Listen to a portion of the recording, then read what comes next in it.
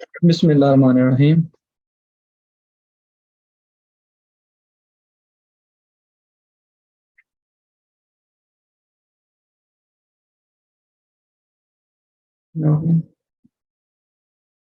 हो गया फिर। चलिए।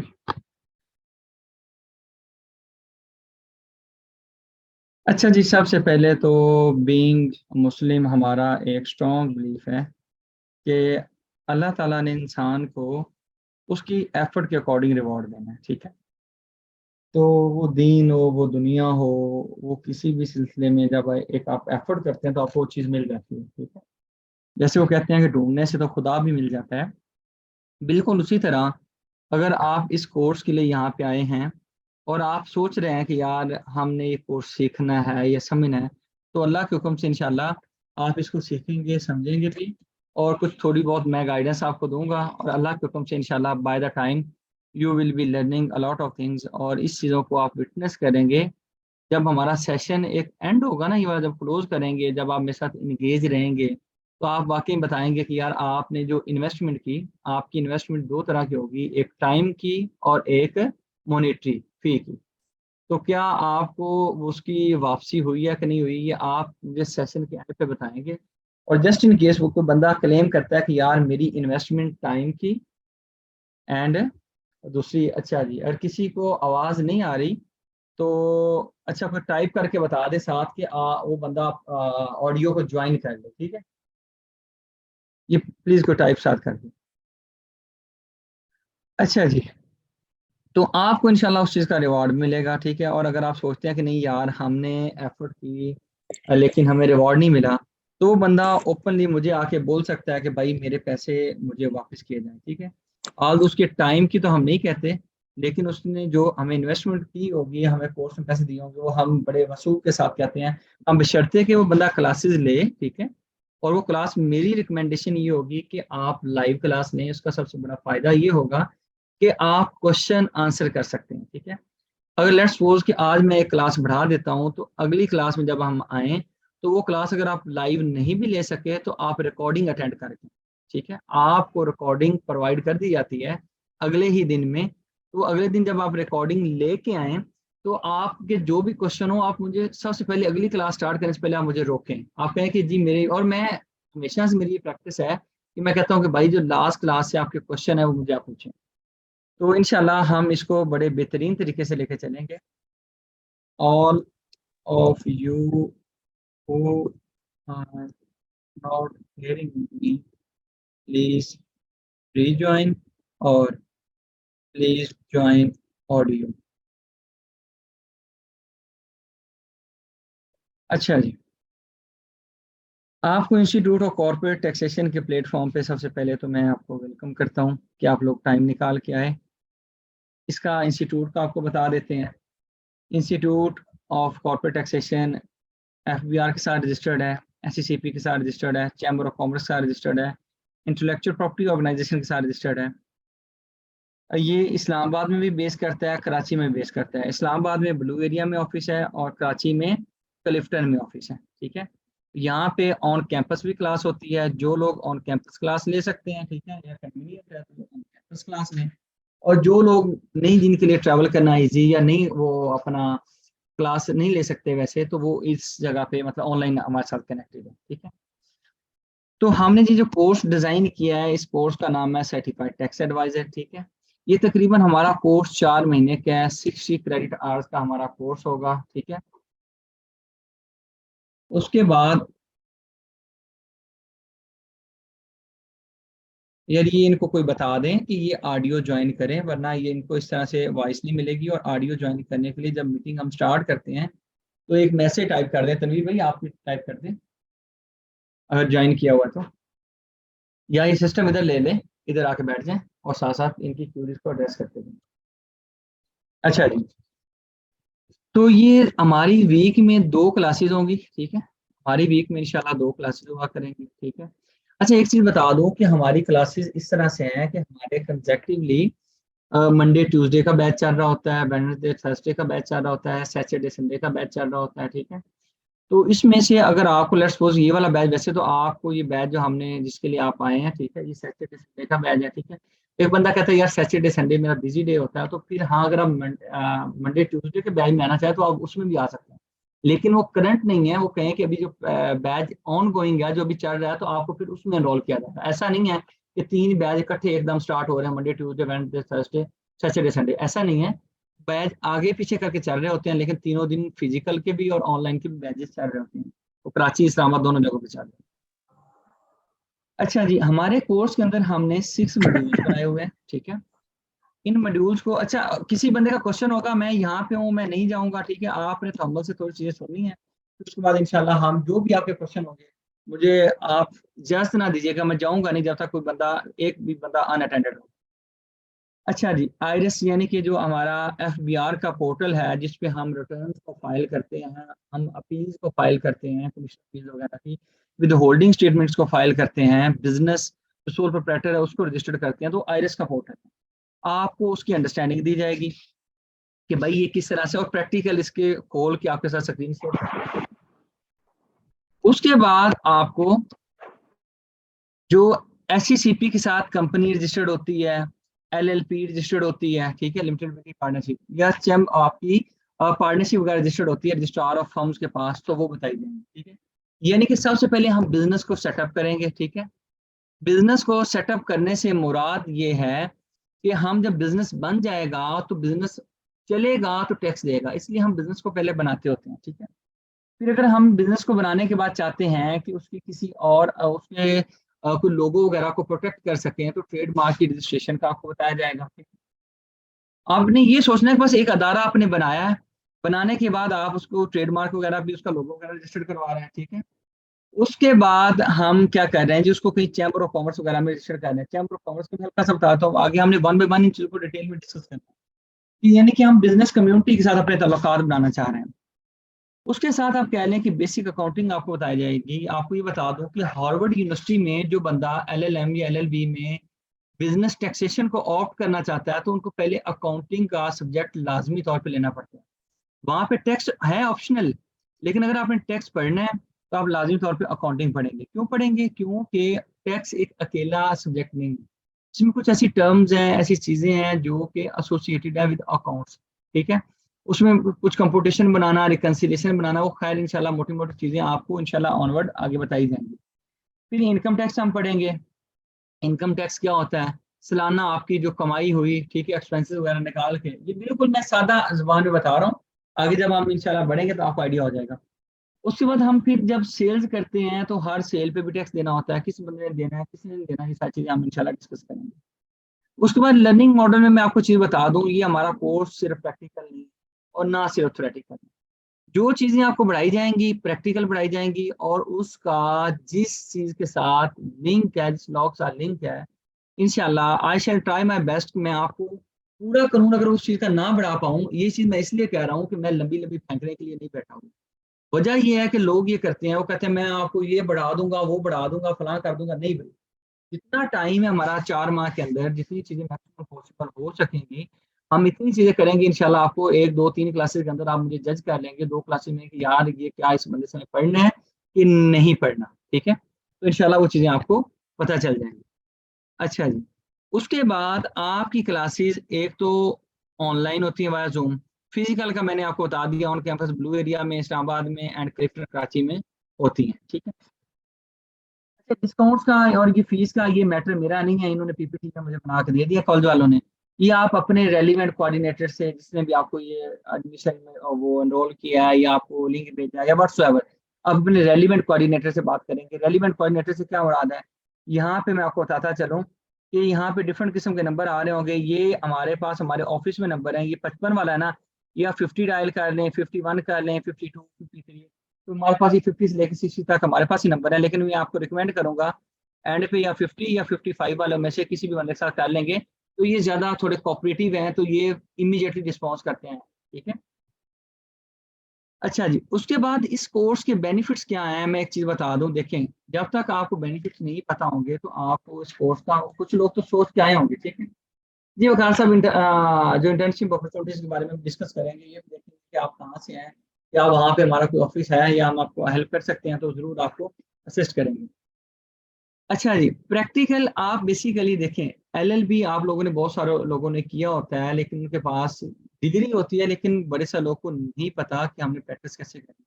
हम यहाँ पे कन्फाइंड हैं टैक्स की एंड कॉर्पोरेट की प्रैक्टिस के लिए, ठीक है। तो जब आप ये कोर्स कर लेंगे तो आप प्रैक्टिस कर सकते हैं। मैं एक चीज बता दूं टैक्स लॉयर के तौर पे, एक तो वो लोग हैं जिनके पास LLB की डिग्री है, वो टैक्स लॉयर के तौर पे काम करते हैं। एक वो लोग जिनके पास LLB की डिग्री तो नहीं है, लेकिन वो BCom, BBA, MBA, ठीक है, BS मैनेजमेंट साइंसेज, इस तरह के उसने सब्जेक्ट्स पढ़े होते हैं, CA इंटर, CA फाइनलिस्ट। वो FBR का एक वो ले लेते हैं, अपना सर्टिफिकेशन ले लेते हैं, FBR से अथॉरिटी ले लेते हैं। उसको कहते हैं कि उनके पास ITP लाइसेंस आ गया। ITP, इसके बारे में आगे मैं बताता हूँ कि ITP क्या होता है। तो यानी कि आप LLB तो नहीं किया हुआ, इवन देन आप टैक्स लॉयर के तौर पे काम कर सकते हैं, ठीक है। और इस सिलसिले में कॉलेज आपको हेल्प करेगा। आप अपने रेलिवेंट कोऑर्डिनेटर से बात करेंगे कि भाई मैंने ये क्वालिफिकेशन है मेरी, क्वालिफिकेशन डिस्कस करते हैं, तो मुझे आप बताइए कि मुझे सर्टिफिकेशन लेनी है ITP की। ये होता है समझो कि अप्रूव्ड FBR लॉयर, ठीक है, टैक्स लॉयर। उसके बाद हमारा एक पोर्टल है, ये LMS पोर्टल है, मैं आपके साथ स्क्रीन पे शेयर करता हूँ। ये हमारे पोर्टल की खूबी क्या है, ये मैं आपको दिखा दूँ।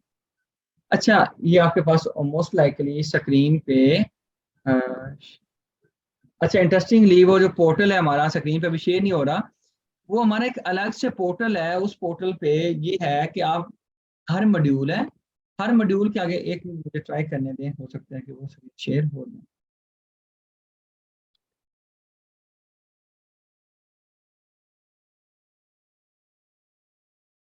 अच्छा नहीं, ये एडमिन मोड है, इसमें नहीं, स्टूडेंट मोड में। खैर वो शेयर नहीं हो रहा, ठीक है, लेकिन इंशाल्लाह आपको सॉफ्टवेयर का लिंक दे दिया जाएगा, ठीक है। हमारी क्लासेस उसी सॉफ्टवेयर में आके आपको जूम में उसका लिंक दिया जाएगा, उसी के अंदर आपकी रिकॉर्डिंग पड़ी होंगी, उसी के अंदर आपके MCQs पड़े होंगे, ठीक है।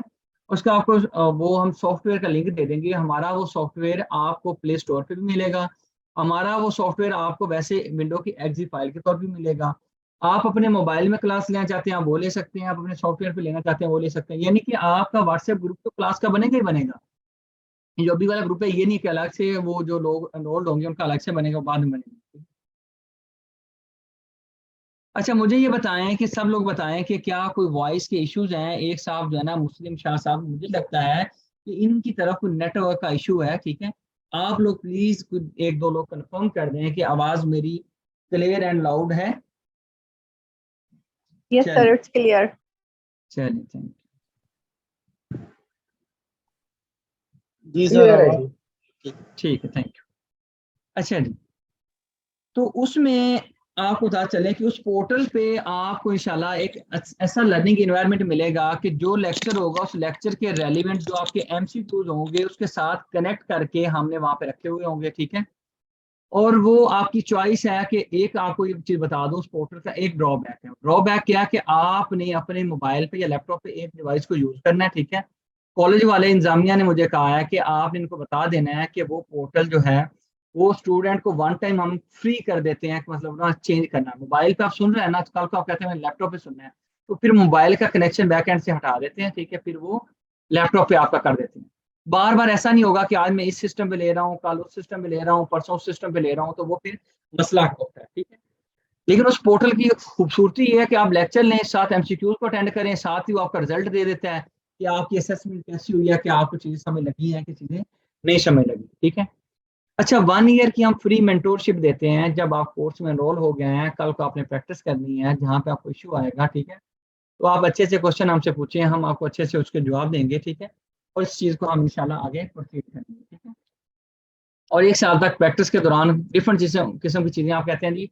हाँ, एक चीज बता दूं, ये सिर्फ कोर्स की हद तक नहीं, उससे हट के भी अल्लाह ने जितना थोड़ा सा मुझे नॉलेज दिया हुआ है, मैं उन चीज़ों में रहते हुए आपको बता दूंगा कि यार आप कहेंगे फलां एप्लीकेशन चाहिए, फलां चीज़ चाहिए, तो मैं इंशाल्लाह सेम डे पे आपको रिस्पॉन्स करके वो चीज़ प्रोवाइड कर देता होता हूँ, ठीक है। नॉर्मली आप कहते हैं यार फलां वाली एप्लीकेशन चाहिए, क्योंकि कुछ ऐसी भी चीज़ें होंगी, आप में कुछ ऐसे लोग होंगे जो ज़्यादा माशाल्लाह से मेच्योर और नॉलेजेबल हैं, ठीक है, लेकिन वो इस कोर्स में रहते हो, कहेंगे यार ये फलां वाली चीज़ तो आपने कोर्स में नहीं करवाई, लेकिन उस चीज़ की मुझे कुछ चाहिए या मुझे उसके बारे में गाइड कर दें, मैं वो चीज़ भी आपको बता दूंगा, ठीक है।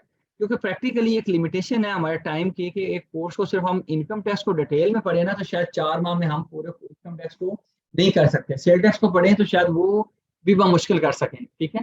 क्योंकि हमने तो इनकम टैक्स भी पढ़ना है, सेल टैक्स भी पढ़ना है, कॉर्पोरेट लॉ भी पढ़ना है, तो फिर ये है कि हम चीज़ों को समराइज करके माशाल्लाह से जो आउटलाइन है वो आपके साथ शेयर भी की होगी इन्होंने, उनके अकॉर्डिंग चलेंगे, ठीक है। और ये हमारा प्योरली हर चीज़ पे हमारी केस स्टडीज और प्रैक्टिकल मैं आपको चीज़ें खोल के दिखा रहा हूँ, ठीक है। अच्छा जी, अब इस कोर्स में बेसिकली कोर्स हमने डिज़ाइन क्यों किया, एक तो आप प्रैक्टिस कर सकें, दूसरा कुछ ऐसे हमारे पास स्टूडेंट ऑडियंस आती हैं जो कहते हैं कि यार हमारा बिजनेस है और हम चाहते हैं कि हमारे बिजनेस के जितने भी चीज़ें हम खुद मैनेज कर सकें, तो वो चीज़ आ गई। केस स्टडी बेस्ड का आपको बता दिया, ये भी चीज़ बता दी, ठीक है, एलएमएस का बता दिया, और ये सारी चीज़ें आपको बता दी हैं मैंने इस स्लाइड वाली। अच्छा जी, उसके बाद अगर हम आगे चलें, इससे पहले कि मैं आपको आईटीपी वगैरह का बताऊं, ये एक चीज याद रख लें, ये कुछ ऐसी चीजें हैं, ठीक है। अच्छा जी, एक चीज, अच्छा स्लाइड स्किप हो गई, हाँ ये आप लोगों में चाहे बंदा कोई ऐसा बैठा है जिसने एमएससी क्रिमिनोलॉजी की हुई है, उसने बीएससी इन्वायरमेंटल साइंसेज किया हुआ है, उसने बीएससी एमएससी वो की हुई इकोनॉमिक्स की हुई है, उसने कोई भी सब्जेक्ट किया हुआ है, वो चाहे डॉक्टर है, ठीक है। हमारे कोर्स में ऐसे लोग भी आते हैं जो डॉक्टर होते हैं, ठीक है, कोई पीएचडी कर रहे होते हैं, कोई दूसरे वाले डॉक्टर भी आते हैं। एक डॉक्टर को मैंने पूछा भाई आप क्यों कोर्स लेने आए हैं, कहता कि यार मैं बेसिकली टैक्स कंसल्टेंट से तंग आ गया हूँ कि वो चीजें हमारी प्रॉपर करते नहीं, और वो उसने पूरा कोर्स लिया लेकिन उसने कहा कि मुझे बस रिटर्न वाला सेक्शन पढ़ना है। खैर, इनकम टैक्स रिटर्न किसी बंदे की फाइल करनी हो तो इसके लिए कोई कानून स्पेसिफिक क्वालिफिकेशन नहीं मांगता, यानी कि किसी भी बंदे को इनकम टैक्स रिटर्न फाइल करना आती है तो वो इनकम टैक्स रिटर्न फाइल कर सकता है। सेल टैक्स रिटर्न फाइल करनी है तो कोई भी बंदा जिसको सेल टैक्स रिटर्न फाइल करना आती है वो कर सकता है। मीन्स देयर बाय कि आप लोगों में से कोई भी बंदा हो और वो ये काम करना चाहे जो इस स्लाइड पे लिखे हुए हैं, सारे काम वो बगैर किसी भी क्वालिफिकेशन के, उसने मैटर क्यों ना किया हो, वो इस चीजों को अटेंड कर सकता है, ठीक है। आपने किसी को कंपनी बना के देनी है, ठीक है, आप कंपनी बना के दे सकते हो, कोई क्वालिफिकेशन नहीं चाहिए। कंपनी की एनुअल कंप्लायंसेज है, यानी कि कंपनी बनने के बाद कौन कौन से डॉक्यूमेंट्स एसएससी के पास सालाना सबमिट होते हैं, वो वाले काम आप कर सकते हो। कंपनी को बंद करना है तो ये वाले काम भी आप कर सकते हैं। सोल प्रोप्राइटर को रजिस्टर्ड करना आप कर सकते हैं, पार्टनरशिप को फॉर्म करना आप कर सकते हैं। बल्कि इसमें एक दो चीजें रह गई हैं, एक चैम्बर ऑफ कॉमर्स की मेंबरशिप रह गई है, ठीक है, और ट्रेडमार्क की मेंबरशिप है।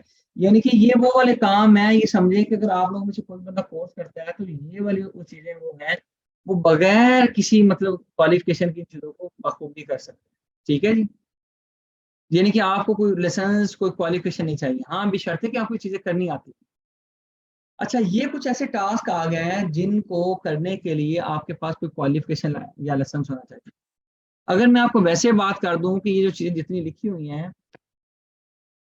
1 2 3 4 5 6 7, 7 की 7 अगर एक वकील हो, अगर हाई कोर्ट का वकील हो तो ये जो 6 चीजें कर सकते हैं, ठीक है। अगर एक लोअर कोर्ट का वकील हो तो वो ये 5 चीजें कर सकते हैं, ठीक है, यहाँ तक। और अगर एक सुप्रीम कोर्ट का वकील हो तो वो ये सारे काम कर सकता है, ठीक है। लेकिन अगर एक आईटीपी हो, जो हम कह रहे हैं टैक्स लॉयर होता है, वो ये जो वन मैंने लिखा हुआ है और वन के अंदर जो जो चीजें आ रही हैं, ये वन के अंदर क्या क्या चीजें आ रही है, वन के अंदर ये इतना आ रहा है आपका, ये एरिया आपका वन में आता है ये, इन चीजों को वो एक आईटीपी हो, अब आईटीपी क्या है अगली स्लाइड में आने वाला है, या कोई वकील हो, ये दोनों ये काम कर सकते हैं। यानी कि पिछली चीजें तो सारे लोग कर सकते हैं, लेकिन इन चीजों को करने के लिए आपके पास फिर कोई स्पेशल किस्म के हथियार होने चाहिए, ठीक है। क्या हथियार है, क्या वकालत का लाइसेंस या आईटीपी का लाइसेंस, ठीक है, या इन दोनों में से एक लाइसेंस। लेकिन जब आप आगे आते हैं तो ये दो काम करने के लिए लाजमी तौर पे, ये करने के लिए हाई कोर्ट के आप वकील हो और ये वाला काम करने के लिए आप सुप्रीम कोर्ट, ठीक है।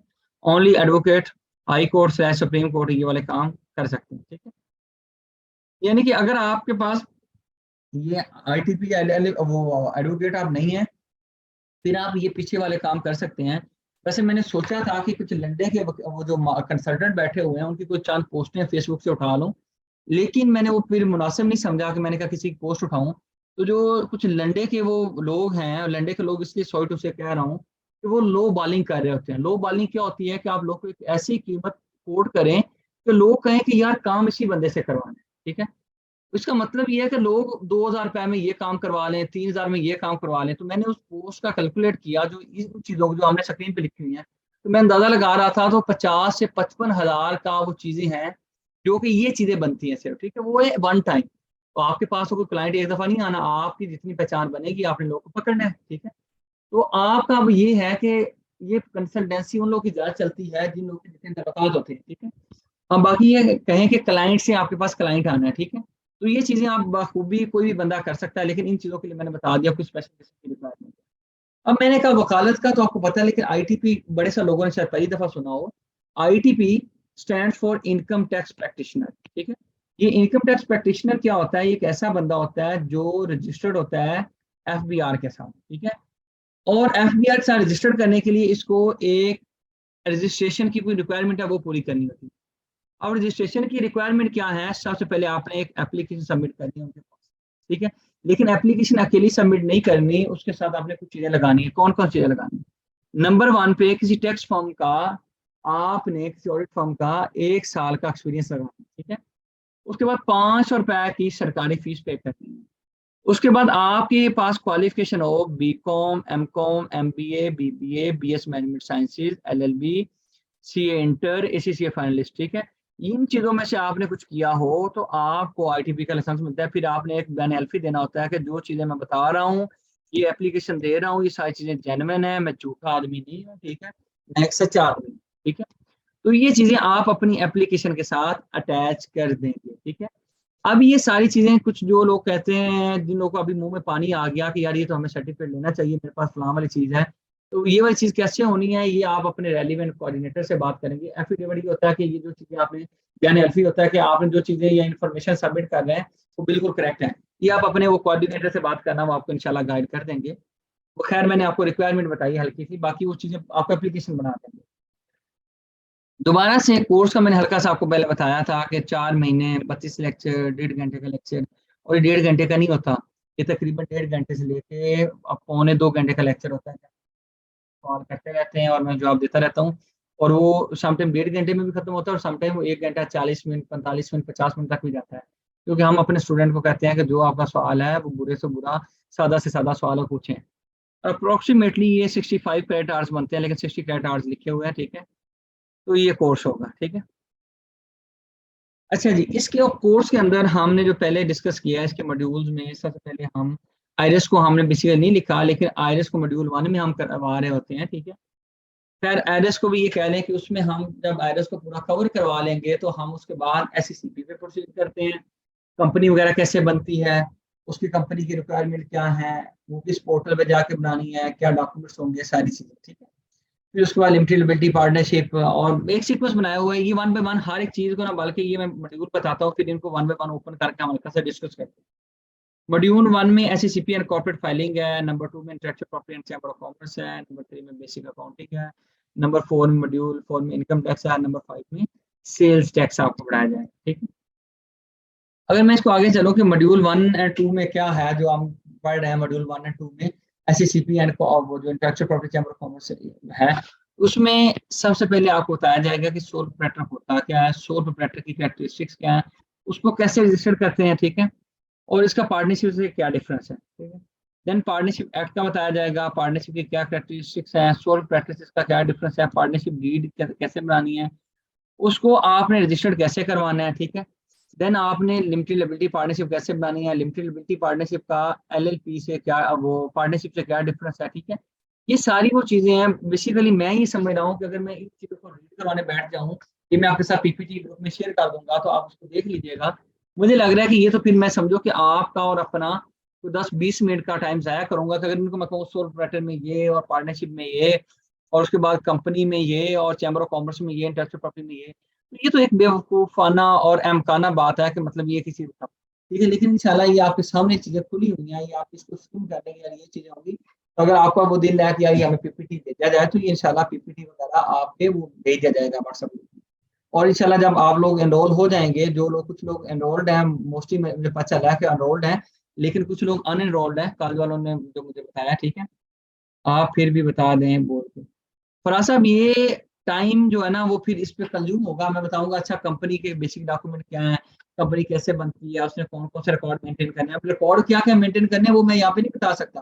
फिर तो सोचो कि मैं उस टॉपिक को बढ़ाने लग जाऊंगा। फिर एनुअल कंप्लायंस में फॉर्म 1 कैसे फाइल होता है, फॉर्म 29, फॉर्म 28, तो ये फिर ये तो समझो मैं एडिटिंग करवा रहा हूँ। जो कि मेरा असल ऑब्जेक्टिव नहीं है रीडिंग करवा के तो फिर आपका और मेरा टाइम जाया हो रहा है, ठीक है। या पीपीटी खोलिएगा, इसमें किस चीज़ की आपकी कंपनी है आप देख लीजिएगा। बेसिकली तो कोर्स आउटलाइन आपको दिखा रहा हूँ, ठीक है, कि ये चीज़ें होंगी।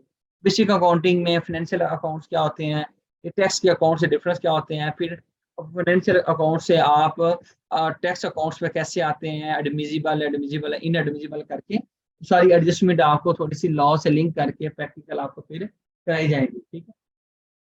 फिर इनकम टैक्स में आपके जो रजिस्ट्रेशन से लेके उसमें सोल प्रोप्राइटर की रजिस्ट्रेशन, पार्टनरशिप की रजिस्ट्रेशन एफबीआई का कैसे करवानी है, कंपनी की रजिस्ट्रेशन कैसे करवानी है, फिर इन तीनों की रिटर्न कैसे फाइल करनी है, आपने स्पेशल टैक्स ईयर को ऑप्ट करना है कैसे करना है, आपने बिजनेस को क्लोज करना है तो कैसे करना है, ठीक है। उसके बाद आपने लेट्स सपोज के टाइम पे किस किस बंदे ने रिटर्न फाइल करनी है, किस किस बंदे ने अगर टाइम पे रिटर्न कोई बंदा किस किस बंदे ने रिटर्न फाइल नहीं करनी है, अगर कोई बंदा टाइम पे रिटर्न फाइल नहीं कर पाता तो उसने क्या करना है, उसने एक्सटेंशन कैसे लेनी है, अगर एक्सटेंशन उसने नहीं ली तो उस पर क्या क्या पेनल्टीज इम्पोज होंगी, ठीक है। उसके बाद अगर लेट्स सपोज एक बंदे ने रिटर्न फाइल की गलती कर ली, उसको करेक्ट करना है तो कैसे करना है, ठीक है। एडवांस टैक्स का नोटिस आ गया तो उसका क्या जवाब देना है, सेक्शन 114 का आपको नोटिस आ गया क्या जवाब देना है। तो ये सारी चीजें इंशाल्लाह नोटिस को भी हम बेसिक लेवल पर डिस्कस करेंगे, लेकिन कंप्लाइंसेस पे हम ज्यादा फोकस करेंगे। यानी कि आपको इंशाल्लाह ये होगा कि यार अच्छा आपने विद होल्डिंग्स देख ली हैं, ये भी देख लिया, प्लान भी देख लिया है, at the end there will be hell of things ये जो आप डिस्कस कर रहे होगे। अगेन ये भाई आउटलाइन है, अगर आप लोग अगर मेजोरिटी लोग मुझे कहते हैं बल्कि बता दें कि भाई आप मुझे इसकी रीडिंग करवाएं तो मैं रीडिंग करवा देता हूँ, क्योंकि मैं समझता हूँ कि टाइम वेस्टेज है। क्योंकि आप लोग इसको देख लीजिएगा, पीपीटी आपके पास आ जाएगी, अच्छा ये चीजें होंगी। बेसिकली तो आप लोगों ने देखना है कि यार अच्छा मैं कैसे बढ़ा रहा हूँ, ठीक है।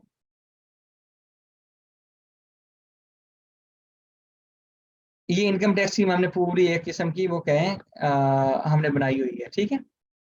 एक डिटेल्ड आउटलाइन है। फिर आगे जब इनकम टैक्स खत्म होता है उसके बाद सेल्स टैक्स आया, इसमें आप देख लें अपील्स भी करवाई जा रही होगी, असेसमेंट कितनी तरह की होती है वो भी करवाई जा रही होंगी, ठीक है। स्टे की एप्लीकेशन भी आपको बताएंगे इंशाल्लाह, रिफंड की एप्लीकेशन भी बताएंगे, ठीक है। There will be multiple things, ठीक है। उसके बाद इनकम टैक्स के बाद आपका सेल्स टैक्स आ जाता है। सेल्स टैक्स में आपको बता दूं ये चीजें इंशाल्लाह ना सिर्फ सेल टैक्स ऑन गुड्स बल्कि सेल टैक्स ऑन सर्विसेज, यानी कि चारों सूबों का सर्विसेज का जो अपना अपना कानून है उसको भी हम फॉलो करेंगे इंशाल्लाह। फिर किस चीज पे कितना सेल टैक्स होता है, ठीक है, सेल टैक्स में रजिस्ट्रेशन से लेकर उसकी रिटर्न फाइलिंग और उसके सारे एनेक्जर्स को डिस्कस करना इंशाल्लाह, हम सारी चीजों को डिस्कस करेंगे, ना सिर्फ प्रैक्टिकली बल्कि लीगली इंशाल्लाह, ठीक है।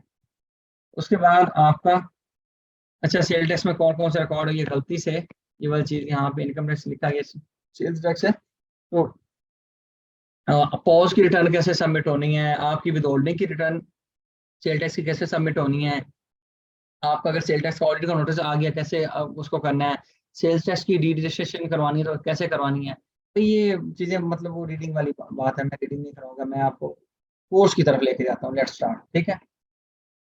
अच्छा मेरा असल ऑब्जेक्टिव क्या है, आप लोग सोच रहे होंगे कि यार पहले आप जो है ना वो और टैक्स क्यों नहीं बढ़ाते, कुछ लोग की ऐसी फरमाइश आती है, तो मैं कुछ बता दूं। जब तक बिजनेस बनेगा नहीं ना, आपने ये सोचना है कि जब तक बच्चा पैदा नहीं होगा तो बच्चा खर्चे कैसे करेगा, ठीक है। तो बच्चे बच्चे के खर्चे तब होंगे जब बच्चा पैदा हो गया, ठीक है। जब तक बिजनेस है ही नहीं तो बिजनेस टैक्स पे कैसे जाएगा। यानी कि आपने सबसे पहले बिजनेस को पैदा करना है, इनकॉर्पोरेट करवाना है कहीं पे। अब इन कॉर्पोरेशन से क्या मुराद है, अगली स्लाइड में हम इंशाल्लाह डिस्कस करते हैं। फिर ऑपरेशनल एक्टिविटीज होंगी, ऑपरेशनल एक्टिविटीज से मुराद सेल परचेज सारे आपके स्टाफ रेंट लेफ्ट राइट सारी चीजें होंगी, ठीक है। फिर उसके बाद आपके टैक्स की बात आती है, वो इनकम टैक्स हो वो सेल्स टैक्स हो, ठीक है। अगर हम इनकॉर्पोरेशन की बात करें, इनकॉर्पोरेशन से मुराद ये है कि बिजनेस को पैदा करना, बिजनेस को बनाना, बिजनेस को रजिस्टर्ड करना। कोई भी बंदा पाकिस्तान में अगर काम करना चाहता है तो वो कहाँ कैसे कैसे कर सकता है, या तो वो सोल प्रोप्राइटर को रजिस्टर करवाने। अब सोल प्रोप्राइटर क्या होता है, इस पे हमारी अलग से क्लास होनी है, ठीक है, जब हम इस एरिया को डिस्कस करेंगे स्टार्ट करेंगे।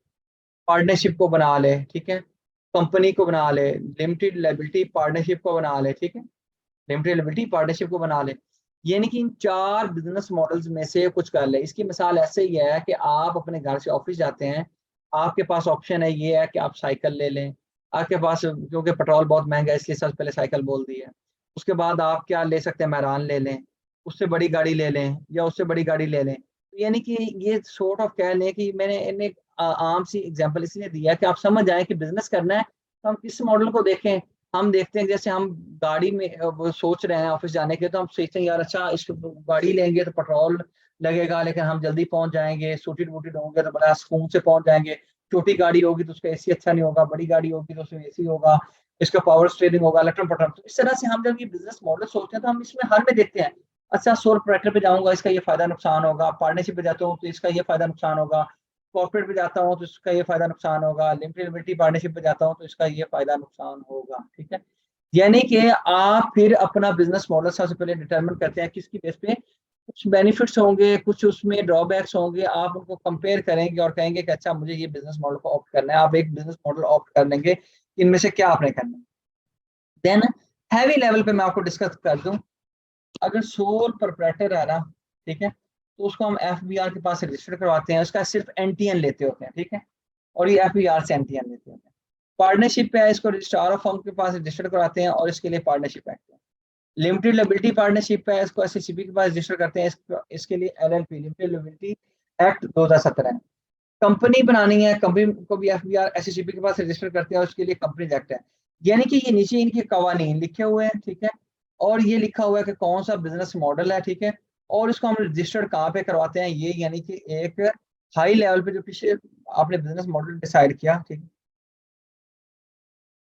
आसिफ आरिफ साहब, इंशाल्लाह ये चीजें आपको सेल टैक्स में करवाई जाएंगी, ठीक है sir will you tell us about annexure A B C D and will you tell us how to make them in Excel and fill all of them in IRIS. ठीक है, ये मैं Excel की आपसे कमिटमेंट नहीं कर रहा, लेकिन इंशाल्लाह कोशिश होगी कि एक्सेल में करवाया जाए, ठीक है। लेकिन हाँ, अब जो पोर्टल पे आईरिस पे वो इंशाल्लाह आपको annexure A B C D, आपको बल्कि जे एच जो भी हैं सारे एनेक्जर करवाए जाएंगे, ठीक है। There is SCCP stand for Securities Exchange Commission of Pakistan. There is only word withholding is mentioned. Will you tell us about someone withholding or sale tax कितना, how to generate CPR? भाईजान, अगर आपकी withholding होती है तो उसको आप CPR नहीं बनाते उसका, बल्कि विदहोल्डिंग को आप क्लेम करते हैं आईरिस पे, तो ये भी चीज आपको बताई जाएगी, ठीक है। Will you show us how to file all heads of income? बिल्कुल, मैंने ये तो बात मेरे भाई आपको बता दी है, शायद आप उस वक्त सुन नहीं रहे थे, तो ये भी इंशाल्लाह आपको बताई जाएगी, ठीक है। अच्छा जी, आगे ये जो हमने कहा ना बिजनेस मॉडल हम डिस्कस कर रहे थे, मतलब ये कि इनकॉर्पोरेशन से आगे आता है ऑपरेशनल एक्टिविटीज, ठीक है। जी बिल्कुल सही है फराज साहब। अच्छा जी, ऑपरेशनल एक्टिविटी से मुराद ये है कि बिजनेस ने काम करना शुरू कर दिया है, यानी कि बिजनेस जैसे बच्चा पैदा होके उसने खाना पीना, उसके आप वो चीजें ला रहे हो, उसके डायपर ला रहे हो, उसके लिए जो भी है सिलेक ला रहे हो व्हाट्सएवर, ठीक है। इस तरह बिजनेस पैदा होने के बाद, बनने के बाद क्या करता है, चीजें खरीदेगा, फिर उनको सेल करेगा, कुछ एक्सपेंसेस आएंगे, ठीक है। अब मैं ये बात कर रहा हूँ चीजें, ये मैन्युफैक्चरिंग बिजनेस नहीं है बल्कि ट्रेडिंग बिजनेस है। चीजें आप पहले खरीदेंगे, फिर उनको सेल करेंगे, फिर सेल करने के अलावा भी कुछ आपके एक्सपेंसेस आएंगे, और किस किस्म के एक्सपेंसेस आएंगे, यूटिलिटीज के एक्सपेंसेस होंगे, सैलरी के एक्सपेंसेस आएंगे, रेंट वगैरह देंगे। ये मैंने एक बिल्कुल सादा सी मिसाल डिस्कस की है, फिर एंड पे आ जाएगा प्रॉफिट, ठीक है। अब जब ये प्रॉफिट आया था तो यहाँ से आगे आपका सवाल पैदा होता है कि अच्छा ये सारी एक्टिविटीज करने के बाद मुझे आप देना है टैक्स, यानी कि टैक्स फिर अगले लम्हे में आता है। टैक्स की बात करें तो टैक्स के बारे में अल्बर्ट आइंस्टाइन साहब कहते हैं कि दुनिया में जो एक मुश्किल तरीन काम है, इसको जैनोपतीन बंदा माना जाता था, वो कहता है कि इनकम टैक्स उसको मुश्किल लगता था, ठीक है। लेकिन इंशाल्लाह हम आपको इतना सादा और इतनी इजी इजी एग्जांपल देंगे कि इंशाल्लाह आपको अच्छा लगेगा टैक्स, इंशाल्लाह। और जब टैक्स की बात करते हैं तो जी, जब हम टैक्स की बात करते हैं तो टैक्स से मुराद इनकम टैक्स भी हो सकता है और सेल्स टैक्स भी हो सकता है। इनकम टैक्स से क्या मुराद है, इनकम टैक्स, इनकम आपने की उस पर टैक्स देना। ये वर्ड तो इनकम है, लेकिन ये बेसिकली मेरी नजर में ये वर्ड इनकम नहीं होना चाहिए, ये वर्ड होना चाहिए प्रॉफिट, टैक्स ऑन प्रॉफिट या प्रॉफिट टैक्स होना चाहिए। यानी कि आप प्रॉफिट कमा रहे होंगे, आसान अल्फाज में कह लें इनकम आप पढ़ लें, लेकिन ये है कि आप जब प्रॉफिट कमाते हैं तो प्रॉफिट पे टैक्स देना, ठीक है, प्रॉफिट पे टैक्स देना। सेल्स टैक्स क्या है कि आपने चीजें बेची और उस पर टैक्स देना। लेकिन ये सेल्स टैक्स जो होता है ये कभी भी आप अपनी जेब से देते तो हैं, लेकिन उस टैक्स को आप जब चीजें किसी को बेच रहे होते हैं ना, तो आप उस बंदे से ले लेते हैं, पहले आप अपनी जेब से गवर्नमेंट को दे देते हैं, और उसके बाद आप क्या करते हैं, मिसाल के तौर पे मैं एक बेकरी पे गया, बेकरी वालों ने क्या किया, चीजें किससे खरीदी थी पीछे, उस बंदे से जिसने चीजें बनाई होंगी, मैन्युफैक्चरर ने, यानी कि जिसने बेकरी बनाई हुई है। मैं गया हूँ बेकरी वाले के पास नहीं गया हूँ, बल्कि मैं उस बंदे के पास गया हूँ जो चीजें बेचता है, एक शॉपकीपर कह लें, ठीक है, जो भी कोई कह लें, रिटेल वाला। अब रिटेल वाला लेके आया होता जिसकी बेकरी है, ठीक है, तो बेकरी वाले ने क्या किया होगा, जब चीजें बनाई ना, तो उसने गवर्नमेंट को टैक्स दे दिया, ठीक है, सेल्स टैक्स दे दिया, चीजें बनाने पे टैक्स दे दिया। अब वो चीजें आ गई वो दूसरे के पास, जहां से मैं चीजें खरीदता हूँ, वो अब हमारे करियाने में मोहल्ले में जो बंदा है जो चीज बेचता है, अब बेकरी वाले ने जो टैक्स पहले दिया था गवर्नमेंट को, उसने किससे लेना है, वो मोहल्ले वाली जो दुकान है उससे। अब मोहल्ले वाली दुकान वाले ने टैक्स, वो वाला सेल टैक्स किससे लेना है, वो मुझसे लेना है। यानी जब आप टूथपेस्ट, शैम्पू या कोई भी चीज लेके आते हो, सोप लेके आते हो, तो आपको पता है कि उसके अंदर, ये सिगरेट लेते हो, क्योंकि लड़के बैठे हुए हैं, तो उसमें क्या होता है कि आपके चीज की कीमत के अंदर सेल टैक्स भी ऐड हुआ होता है। तो कभी आपने दुकानदार को कहा कि यार ये मैं चीज कॉस्ट तो देता हूँ, मैं सेल टैक्स नहीं देता हूँ, अब ऐसी बात करोगे तो वो कहेगा मेरा भाई चल तू किसी और दुकान से ले ली, मैं ऐसी चीज नहीं देता, मुझे तो आपने दोनों चीजें देंगे। यानी कि सेल्स टैक्स बेसिकली पे पहले एक बंदा करता है, ठीक है, फिर वो अगले बंदे को शिफ्ट कर देता है, फिर वो अगले बंदे को, यानी कि at the end sales tax कौन बियर करता है, एंड कंज्यूमर करता है। तो इसको इसलिए कहते हैं कि ये डायरेक्ट टैक्स नहीं है, इनडायरेक्ट टैक्स है, यानी कि पहले पे करने वाला इनडायरेक्टली अगले बंदे से लेता है, वो फिर अगले बंदे से लेता है, कि इसका जो बर्डन है, ये डायरेक्टली जो बंदा पे कर रहा होता है वो बियर नहीं करता, बल्कि ये एंड कंज्यूमर पे शिफ्ट होता रहता है, यानी कि पे करने वाला डायरेक्टली बियर नहीं कर रहा, इसलिए इसको कहते हैं इनडायरेक्ट टैक्स। इसके बारे में क्या लिखा हुआ है, person payment by one person who will indemnify himself through recovery of the same from another person। Translation क्या है कि मतलब जो बंदा पे कर रहा है वो अपने आप को क्या करता है, कंपनसेट कर लेता है अपने आप को, वो ये कह ले कि रैट दिलवा लेता है, कैसे, अगले बंदे से टैक्स को पकड़ के लेके, क्योंकि कभी भी सेल्स टैक्स सेल्स करने वाला नहीं देता, बल्कि चीज को कंज्यूम करने वाला वो पे करता है, ठीक है। फिर इनकम टैक्स क्या है, मिसाल के तौर पे मैं एक जगह पे कॉलेज वालों के साथ सैलरी पे लगा हुआ हूँ, ये मुझे सैलरी देते हैं, अभी सैलरी देते हुए मेरी सैलरी से टैक्स काट लेते हैं। कॉलेज अपने स्टाफ को सैलरी देता है, तो जो सैलरी पे टैक्स बनता है सालाना, वो टैक्स काट लेते हैं। तो मुझे ये बताएं कि अगर मेरी सैलरी से टैक्स कट जाए, तो मुझे एक चीज बताइए आप, वो टैक्स डायरेक्टली मैं बियर कर रहा हूँ या मैं किसी और से वो टैक्स वापस लूंगा? बिल्कुल भी नहीं लूंगा, बल्कि वो टैक्स तो मेरी सैलरी से कटा, वो मुझे डायरेक्टली खुद ही बियर करना है, मुझे किसी और बंदे से उसको रिकवर नहीं करना है। इसलिए इसको बोलते हैं कि जो इनकम टैक्स होता है ये डायरेक्ट टैक्स होता है, और जो आपका सेल्स टैक्स होता है वो इनडायरेक्ट टैक्स होता है, ठीक है। भाई मैं, आप लोग अपने क्वेश्चन या तो अपने पास टाइप करके रख लें या टाइप करते जाएं, मैं आपको eight the end of the session सारी चीजों का जवाब दूंगा, ठीक है। मुझे ये बताएं कि income tax versus sales tax में ये जो डायरेक्ट टैक्स या इनडायरेक्ट टैक्स कहते हैं, मैंने इनकम टैक्स का आपको हाई लेवल पे बता दिया, क्या है बहुत ऊपर उससे बता दिया, ठीक है, डिटेल में इंशाल्लाह हम पढ़ेंगे। सेल टैक्स का आपको बता दिया। मुझे एक चीज बताइए कि यहाँ पे आपको डायरेक्ट एंड इनडायरेक्ट टैक्स की कुछ समझ लग गई है? मुझे यस नो में प्लीज आंसर कर दीजिए।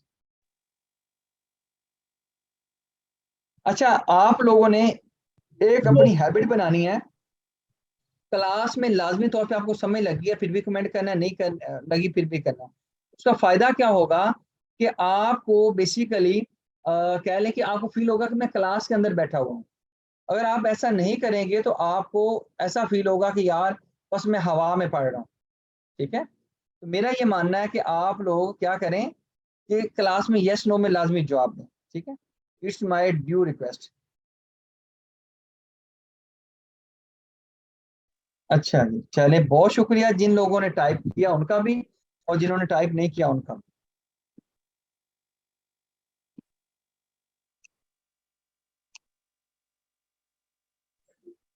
ये फराज साहब, अभी मेरी बात सुने, ये एक इंट्रोडक्टरी लेक्चर है, हमारी एक ओरिएंटेशन है। मैं आपके सवाल जो भी हुआ करेंगे इंशाल्लाह अगली क्लासेस में आपको एड्रेस किया करूंगा, आई प्रॉमिस यू।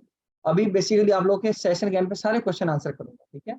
अभी इनकम की अगर आपने डेफिनेशन पढ़नी है, दो डेफिनेशन होगी, एक कॉनोटेटिव मीनिंग, ठीक है, और एक डेनोटेटिव डिक्शनरी क्या कहती है, और ये सब्जेक्ट क्या कहता है। Section 2 sub section 29 income tax का पढ़ लें तो आपको इनकम की डेफिनेशन पता चल जाएगी, जो हमारा सब्जेक्ट कहता है। इससे हट के आप वैसे कहीं से भी आप सर्च कर सकते हैं कि क्या होगी डेफिनेशन, ठीक है। कल इंशाल्लाह हम क्लास करेंगे, बिल्कुल क्लास होगी। तो बेसिकली हमारा ये एजेंडा ये है कि जो लोग ना यहाँ पे आए हुए हैं उनको आइडिया हो जाए कि हमारे कोर्स में क्या चीज़ें हैं। अफरान भाई, मैं बिल्कुल अदनान भाई क्वालिफिकेशन अपनी बता दूं, अभी गलती से मेरा यहाँ पे वो नहीं लगा अपना, जो मैं अपनी स्लाइड बाद में बता देता हूँ, सेशन कैंप पे अपने बारे में बता देता हूँ, ठीक है। अच्छा जी, अभी मैंने क्योंकि यहाँ पे इनकम टैक्स बोला, यहाँ पे इनकम टैक्स को मैंने डायरेक्ट टैक्स बोला, ठीक है। डायरेक्ट टैक्स क्या होता है? जिसका बर्डन एंड पेमेंट एक ही बंदे पे होती है, जबकि इनडायरेक्ट टैक्स में बर्डन एक एंड कंज्यूमर पे होता है और पेमेंट एक बंदा करता है, वो दूसरे बंदे पे फेंक देता है। ये पूरा सप्लाई चेन मैंने बताना है। ये समझो कि अभी हवाओं में बातें चल रही हैं, ठीक है, ऊपर ऊपर से, और फिर भी आपको कुछ ना कुछ क्लियर हो रही होंगी। अच्छा, अब इनकम टैक्स पे मैं जाऊं तो याद रखिएगा, इनकम टैक्स अपनी जगह पे, बल्कि ये 12 लिखे हुए हैं, 14 शेड्यूल हो, ठीक है। इनकम टैक्स जो है ये अकेली एक चीज का नाम नहीं है। इनकम टैक्स बोले तो एक आपका इनकम टैक्स ऑर्डिनेंस 2001, आपका 2001 का जो कानून है वो, इस कानून को फिर हमने जोड़ के पढ़ना है इनकम टैक्स रूल्स 2002 के साथ, ठीक है। फिर इसके साथ कुछ अदर चीजें भी हैं। अदर चीजों में क्या है? आपके एसआरओ, स्टैट्यूटरी रेगुलेटरी ऑर्डर्स, ठीक है, आपके सर्कुलर्स, आपके सर्कुलर लेटर्स, इन चीजों को हम अगली स्लाइड में पढ़ते हैं, ठीक है। अच्छा, ये मोर लाइक आपको हो सकता है कि ये चीज फील हो कि यार ये थ्योरी पढ़ी जा रही है। किसी भी सब्जेक्ट को पढ़ने के लिए उसकी फाउंडेशन और उसके पिलर्स का आपको पता होना चाहिए। इसलिए मैं बुनियादें डाल रहा हूँ, ठीक है। मैं क्या कर रहा हूँ? मैं बुनियादें डाल रहा हूँ ताकि आपको पता चल जाए कि यार इस सब्जेक्ट में क्या, और मैंने इस चीज को इंशाल्लाह डिटेल में मैंने दोबारा से भी बढ़ाना है, एक ही चीज को खोल खोल के। अच्छा, इनकम टैक्स ऑर्डिनेंस में मैं आ जाऊं इन चीजों को, क्योंकि हमने अगली स्लाइड पे पढ़ना है, तो मैं आपको बता दूं इनकम टैक्स ऑर्डिनेंस में 242 सेक्शन है, ठीक है। आपके इसके 14 शेड्यूल हैं, ठीक है। सेक्शन अलग होते हैं, शेड्यूल अलग होते हैं। शेड्यूल में वो चीजें लिखी जाती हैं, आप ये कह लीजिए कि जिन चीजों को कानून समझता है कि अगर मैं कानून के अंदर ही घुसा के लिख दूंगा तो वो चीजें थोड़ी सी सेक्शन की खूबसूरती खत्म हो जाएगी। तो कहते हैं इस चीज को हम क्या करते हैं, हम अलग से इसको कहीं पे लिख देते हैं। इसकी मिसाल ऐसे ही है, अब प्रेसिडेंट के बारे में आपका जो कॉन्स्टिट्यूशन है बताता है, लेकिन उसके इलेक्शन के बारे में आपके कॉन्स्टिट्यूशन के वो शेड्यूल में लिखा गया है, ठीक है। यानी कि शेड्यूल एक ऐसी कोई लंबी चीज को, प्रोसीजर को डिफाइन कर रहा होता है, जो सेक्शन के अंदर लिख दिया जाए तो सेक्शन इतना लंबा और भद्दा सा हो जाए कि वो मजा ना आए, ठीक है, यार ये क्या लिखा हुआ, ठीक है। अच्छा, उसके बाद आपको एक चीज बता दूं कि ये है बेसिकली लॉ। आपका जो इनकम टैक्स ऑर्डिनेंस है ये क्या है? लॉ है। ये क्या है?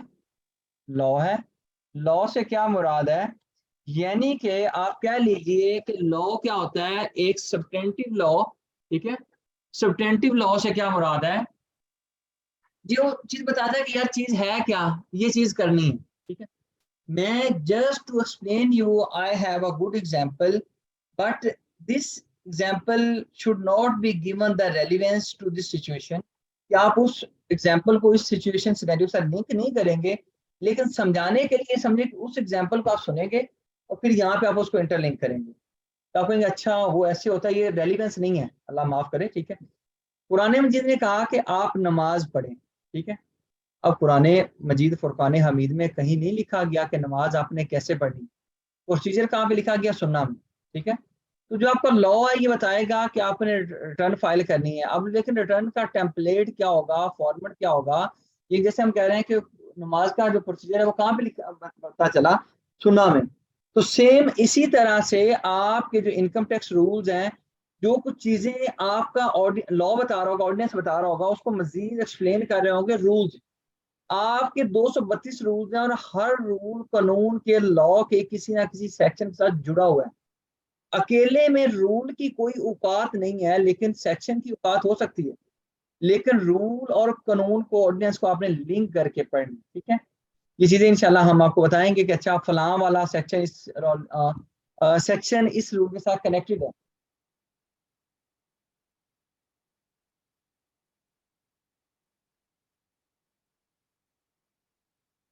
अच्छा जी, अब ये जो नीचे वाली चीजें हैं इंशाल्लाह इन चीजों को मैं अगली स्लाइड पे आपको एक्सप्लेन करता हूँ, ठीक है। ये मैं आपको शेड्यूल भी इंशाल्लाह बताऊंगा ये आपकी चीजें आइडिया हो जाएगा आपको कि इंशाल्लाह कैसे हम लेके चल रहे हैं। इनकम टैक्स के बाद आपका आ जाता है सेल्स टैक्स। बेसिकली मैंने जब ये यहाँ पे स्लाइड स्टार्ट की थी टैक्स के आगे मैंने कहा income tax, sales tax. Income tax के बाद मैंने कहा कि इनकम टैक्स के बाद आपका आ जाता है, इनकम टैक्स में क्या क्या चीजें आ जाती है वो मैंने बता दी, ठीक है। हाँ, अदर्स वाली स्लाइड आई बिलीव, हाँ ये स्लाइड लग गई है आगे गलती से। इस स्लाइड को मैं शिफ्ट कर दूं एक स्टेप पीछे। अच्छा जी, हाँ इसको प्लेस होनी चाहिए। अच्छा जी। इसके साथ अदर्स को मैंने यहाँ पे एक्सप्लेन किया। अदर्स में क्या है, SROs, circulars and circular letters. अब SRO क्या है कि बेसिकली FBR के पास पावर्स हैं। जब भी कानून के किसी सेक्शन में वर्ड आ जाए एज मे बी प्रोवाइडेड, तो आपने याद रखना है कि जो word as may be provided, आप सेक्शन पढ़ रहे होंगे ऑर्डिनेंस का, वर्ड आएगा एज मे बी प्रोवाइडेड, तो आपने याद रख लेना है कि जब word as may be provided आ गया है तो इसका मतलब है कि लाजमी तौर पे इस चीज के मतलब क्या है। अच्छा अच्छा, एक मिनट, बिल्कुल सही आपने बता दिया।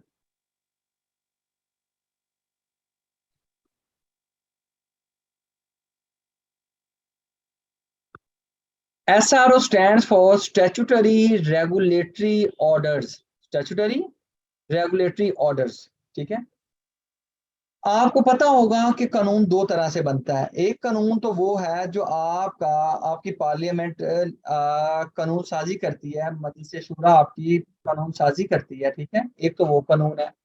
और एक आपका कानून क्या है, जो पार्लियामेंट नहीं कर रही होती बल्कि डेलीगेटेड लेजिस्लेशन होती है। डेलीगेटेड लेजिस्लेशन क्या होती है वो डिटेल में नहीं बताते, यानी कि कुछ अदारों को ऑथोराइज किया है आपके पार्लियामेंट ने कि वो अपने कानून खुद बना लें, जिसमें यूनिवर्सिटीज की मैं एग्जांपल दूंगा, ठीक है, जिसमें ये लोकल अथॉरिटीज जो होती हैं वो अपने कानून खुद बना लेती हैं, ठीक है, उनको बेसिकली पार्लियामेंट ने ऑथोराइज किया होता है। मैं इसकी मिसाल देता हूँ, बार काउंसिल का अपना कानून है, ठीक है।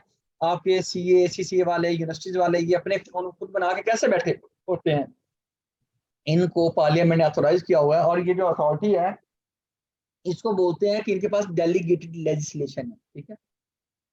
जब भी डेलीगेटेड लेजिस्लेशन का यूज करते हुए, बेसिकली कब होगी, जब किसी सेक्शन में एज मे बी प्रोवाइडेड लिखा हो, बिल्कुल सही लिखा हुआ है, जब word as may be provided लिखा हुआ है तो आप कह लें कि भाई FBR के पास कौन सी पावर है, इसके पास डेलीगेटेड लेजिस्लेशन की पावर है, ठीक है जी।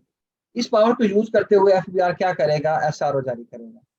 जो SRO होगा ये ऐसे ही होगा जैसे कानून होता है, ठीक है। यानी कि जिस तरह हम बोलते हैं कि कानून की किसी बंदे पे माफी नहीं है, वो अलग बात है, सॉरी टू से क्लास में कहूँ कि कानून से वो गरीबों के लिए होता है, ठीक है। तो इस तरह जो ये कानून है अमीरों के लिए तो नहीं होता ना कानून। तो इस तरह से कोई लोग डिसएग्री भी कर सकते हैं, ठीक है, कर लीजिए आप। बेसिकली ये जो कानून है वो कहता है SRO के जरिए मैं कोई भी चीज लेके आऊं तो वो वाली चीज आप कह लीजिए कि सब लोगों पे एप्लीकेबल होगी। सब लोग से क्या मुराद है, टैक्स पेयर नहीं कह सकता कि मैं इसको फॉलो नहीं करूंगा, ठीक है। FBR के डिपार्टमेंट कमिश्नर अपील्स, आपका असिस्टेंट कमिश्नर, आपका डिप्टी कमिश्नर, आपका चीफ कमिश्नर नहीं कह सकते कि यार SRO है इसकी क्या औकात है। जैसे जरदारी साहब ने कहा कि चेयरमैन नायब की क्या औकात है, तो इस तरह कोई बैठा हुआ बंदा ये नहीं बोल सकता कि भाईजान फलां बंदे की क्या औकात है, SRO मेरी नजर में कोई नहीं है, फाड़ के वो रद्दी में फेंक दे। अच्छा चलो, SRO जो है इसको मैं आपको दिखा दूं। बेसिकली FBR ने जितने SRO जारी किए हुए हैं कहाँ पे पड़े होते हैं ये मैं आपको दिखाता हूँ। अच्छा, कुछ लोग कहते हैं सर इसकी कोई बुक है, तो SRO की कोई बुक ऐसा पब्लिश नहीं हुई हुई। मैं आपके साथ स्क्रीन शेयर कर दूं। कभी भी आपने FBR का कोई कानून ढूंढना हो तो आपने क्या करना है, FBR पे जाना है, fbr.gov.pk।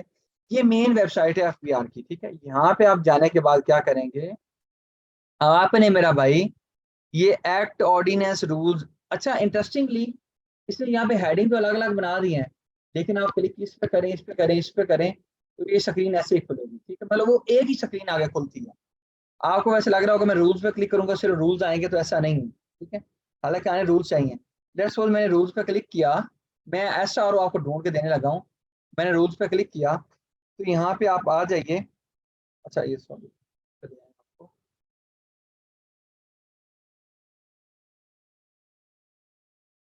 सॉरी ये पड़ा हुआ है SRO नोटिफिकेशन। यहाँ पे मुझे क्लिक करना है।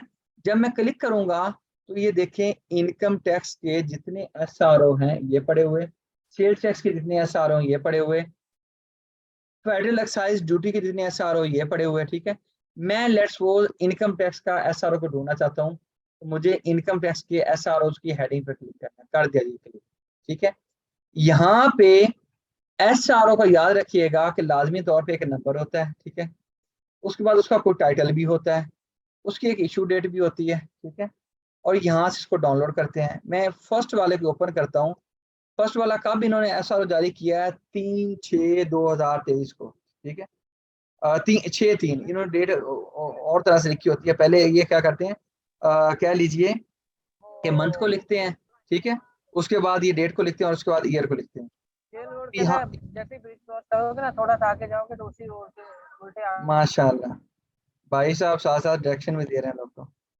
अच्छा जी, यहाँ पे मैंने डाउनलोड पे क्लिक किया तो याद रखिएगा ये इन्होंने फौरी तौर पे ये खोल दिया SRO। ठीक है, कि ये SRO कब इशू हुआ है, ये SRO किस चीज का मतलब है, याद रखिएगा ये कानून के किसी न किसी सेक्शन के साथ इन्होंने कनेक्ट करके आपको बताया होगा, बल्कि इसके बजाय मैं कोई और आपको SRO बताता हूँ जिसको आप आसानी से हजम भी कर सकें और आपको फौरी समझ भी आ सके। ये मैं बताता हूँ आपको।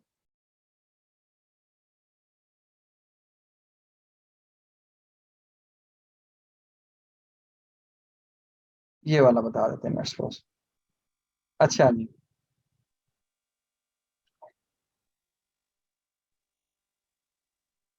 ये भी रिकॉर्डिंग पे है, चल तुम निकल जाओ यार। अच्छा, ये याद रखिएगा कि अब ये वाला जो SRO है, ठीक है, ये SRO किस तरह इशू हुआ है? सेक्शन 237, सेक्शन 237 उसके सब सेक्शन 1 में FBR के पास पावर्स हैं कि वो क्या कर सके, SRO को जारी कर सके। ये सेक्शन अगर आपको मैं कानून में दिखा भी दूं कि आप ये ना कहें कि यार मैं अपनी तरफ से बता रहा हूं, तो ये आप सेक्शन देख भी लें ताकि आपको आइडिया हो जाए कि मैं अपने पास से ये चीज़ नहीं बता रहा।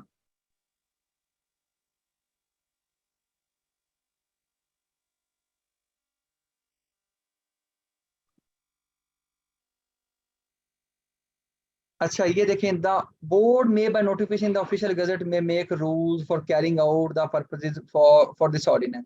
अच्छा, इंटरेस्टिंगली उसने SRO का तो नाम दिया, उसको बेहतर ये था कि वो रूल्स का नाम देता, क्योंकि इस सेक्शन को जिसको रेफर कर रहा है इसमें उसने रूल्स की बात की है। ठीक है, अब ये कहता है ना कि for the purposes of this ordinance, यानी कि इस ऑर्डिनेंस को, इसके ऑर्डिनेंस के मकासद को अचीव करने के लिए क्या FBR के पास पावर्स हैं कि वो क्या कर सके।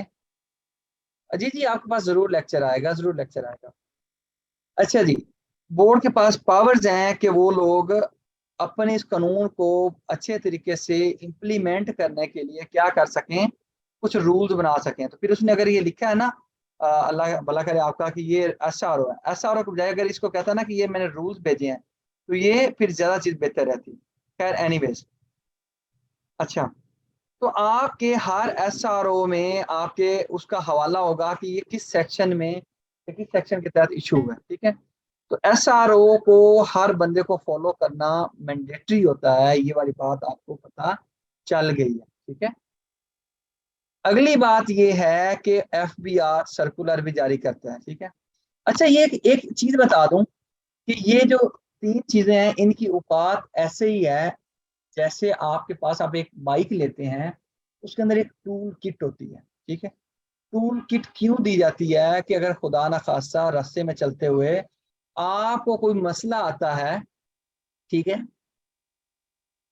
आपको कोई मसला आता है, ठीक है, जब वो मसला आता है तो आप क्या करते हो, उस चीज को फौरी तौर पे सॉर्ट आउट कर सकते हो ताकि आप कहीं अपनी मंजिल पे अच्छे तरीके से पहुंच जाओ, रास्ते में ना रुके रहो। ठीक है, तो इस तरह ये जो SRO circular and circular letters, ये ऐसी ही चीजें हैं कि कानून में किसी चीज को बेहतर तरीके से इंप्लीमेंट करना है, या कानून में कोई ऐसी चीज ना तो रूल्स में दी गई है ना सेक्शन में दी गई है, लॉ में दी गई है, तो हम उस चीज को किस तरह से इंप्लीमेंट करें।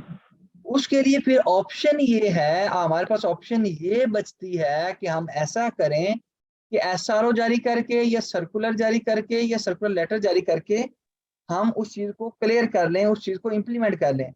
ये फिर FBR अपने इस कानून को इम्प्लीमेंट करने के लिए क्या कर रहा होगा, ये SRO सर्कुलर लेटर जारी कर रहा होगा। SRO का तो आई बिलीव आपको पता चल गया। और सर्कुलर क्या करेगा, जी मेरा भाई ये चीजें मेरी नहीं है, ये आप लोग के लिए ही बनाई है, ठीक है। सर्कुलर जो है, ये सर्कुलर जारी होता है आपके सेक्शन 206 एंड सेक्शन 214, आपका इनकम टैक्स ऑर्डिनेंस का सेक्शन है। इसमें FBR के पास पावर्स हैं कि वो क्या कर सकते हैं, गाइडेंस प्रोवाइड करने के लिए टैक्स पेयर को या फिर टैक्स ऑफिशियल्स को या FBR अपने बंदों को गाइडेंस देने के लिए सर्कुलर जारी करें, ठीक है। और दूसरी बात, ये तो एक बात होगी, दूसरी बात कंसिस्टेंसी को अचीव करने के लिए, यानी कि FBR को दिखा, सर्कुलर बेसिकली ये समझे कि एक सॉर्ट ऑफ एक्सप्लेनेशन होगी, एक गाइडेंस होगी, ये कोई कानून नहीं है, फिर एक सॉर्ट ऑफ क्या है, गाइडेंस है। FBR को दिखा कि यार हमारा एक ऑफिसर ये इस तरह से इस चीज को ट्रीट कर रहा है, मिसाल के तौर पे वो 12% कहता है FBR को टैक्स दो, एक हमारा टैक्स ऑफिसर कहता है 8% दो, एक कहता है 10% दो, तो FBR कहता है क्या यार खिचड़ी मचाई हुई है, मैं एक जारी करता हूँ सर्कुलर, और उस सर्कुलर को सब पार्टीज को फॉलो करना होगा, सब पार्टीज को फॉलो करना होगा। यानी कि फिर सर्कुलर कब इशू होते हैं, जब FBR ने किस चीज को एक्सप्लेन करना हो आसान अल्फाज में। अब ये तो सब लोगों पे बैंडिंग था, लेकिन सर्कुलर सब लोगों पे तो बैंडिंग है, लेकिन उसमें एक बंदे को निकाल दिया, किसको, कमिश्नर अपील्स, CIR क्या क्या मतलब था, कमिश्नर इनलैंड रेवेन्यू अपील्स। अब ये बंदा क्या होता है, जब अपील का सेक्शन बढ़ाऊंगा तब बताऊंगा, ठीक है। लेकिन ये बात याद रखिएगा, ये वाली चीज मैं कैसे बता रहा हूँ, इस पे एप्लीकेबल नहीं है, मेरा भाई इन्हीं सेक्शन ने मुझे बताया, उन्हीं सेक्शन को पढ़ के, ठीक है, मैंने आप लोगों को बताया है, ठीक है जी। एक साहब कह रहे हैं कि साउंड, कुछ लोग के क्वेश्चन है वो मैं बाद में बताऊंगा, ये मुझे नजर आ रहे हैं, साउंड लॉस्ट, तो ये साउंड वाकई लॉस्ट हो गया है। I am loud and clear.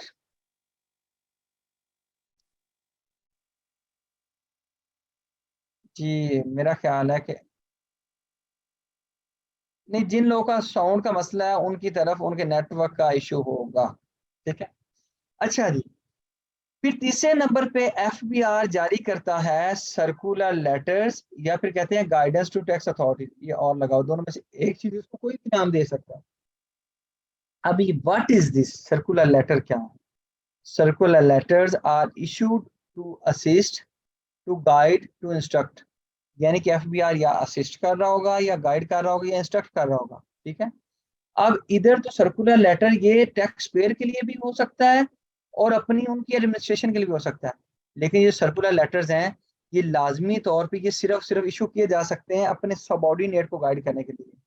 यानी कि FBR जब भी सर्कुलर लेटर इशू करेगा तो उसका जो एड्रेस ही होगा कौन होंगे, FBR के अपने सबऑर्डिनेट जो मतहत होंगे वो होंगे, ठीक है। ये सेक्शन किस सेक्शन के सर्कुलर लेटर होते हैं, 213 एंड 214। सर्कुलर लेटर भी कमिश्नर अपील पे, ये कॉपी कर लें यहाँ पे, एप्लीकेबल नहीं होते, बाकी सब पे एप्लीकेबल होते। बाकी सब से क्या मुराद है, वो टैक्स पेयर हो, वो आपका टैक्स डिपार्टमेंट हो, ठीक है, वो कोई भी बंदा हो, ठीक है, वो डिप्टी कमिश्नर हो, वो असिस्टेंट कमिश्नर हो, सब लोग उसको फॉलो करेंगे, ठीक है। ये बात याद रखिएगा, बड़ी कीमती क्लास है, अगर कुछ लोग इसको समझ रहे हैं कि ये थ्योरी है बस ठीक है, इग्नोर करें, ये थ्योरी नहीं है, these are the pillars of the subject, ठीक है। तो guidance to tax payer authority, अब ये सर्कुलर लेटर्स, SRO, मुझे ये बताएं, कोई बंदा बताए कि आसान अल्फाज में कि ये डिफरेंस क्या होता है, कोई बंदा ऐसा जिसको तीनों की समझ आई है और वो अपने आप को अनम्यूट करे और मुझे बता दे।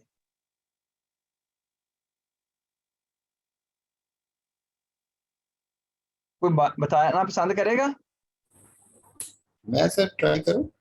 जी जी प्लीज।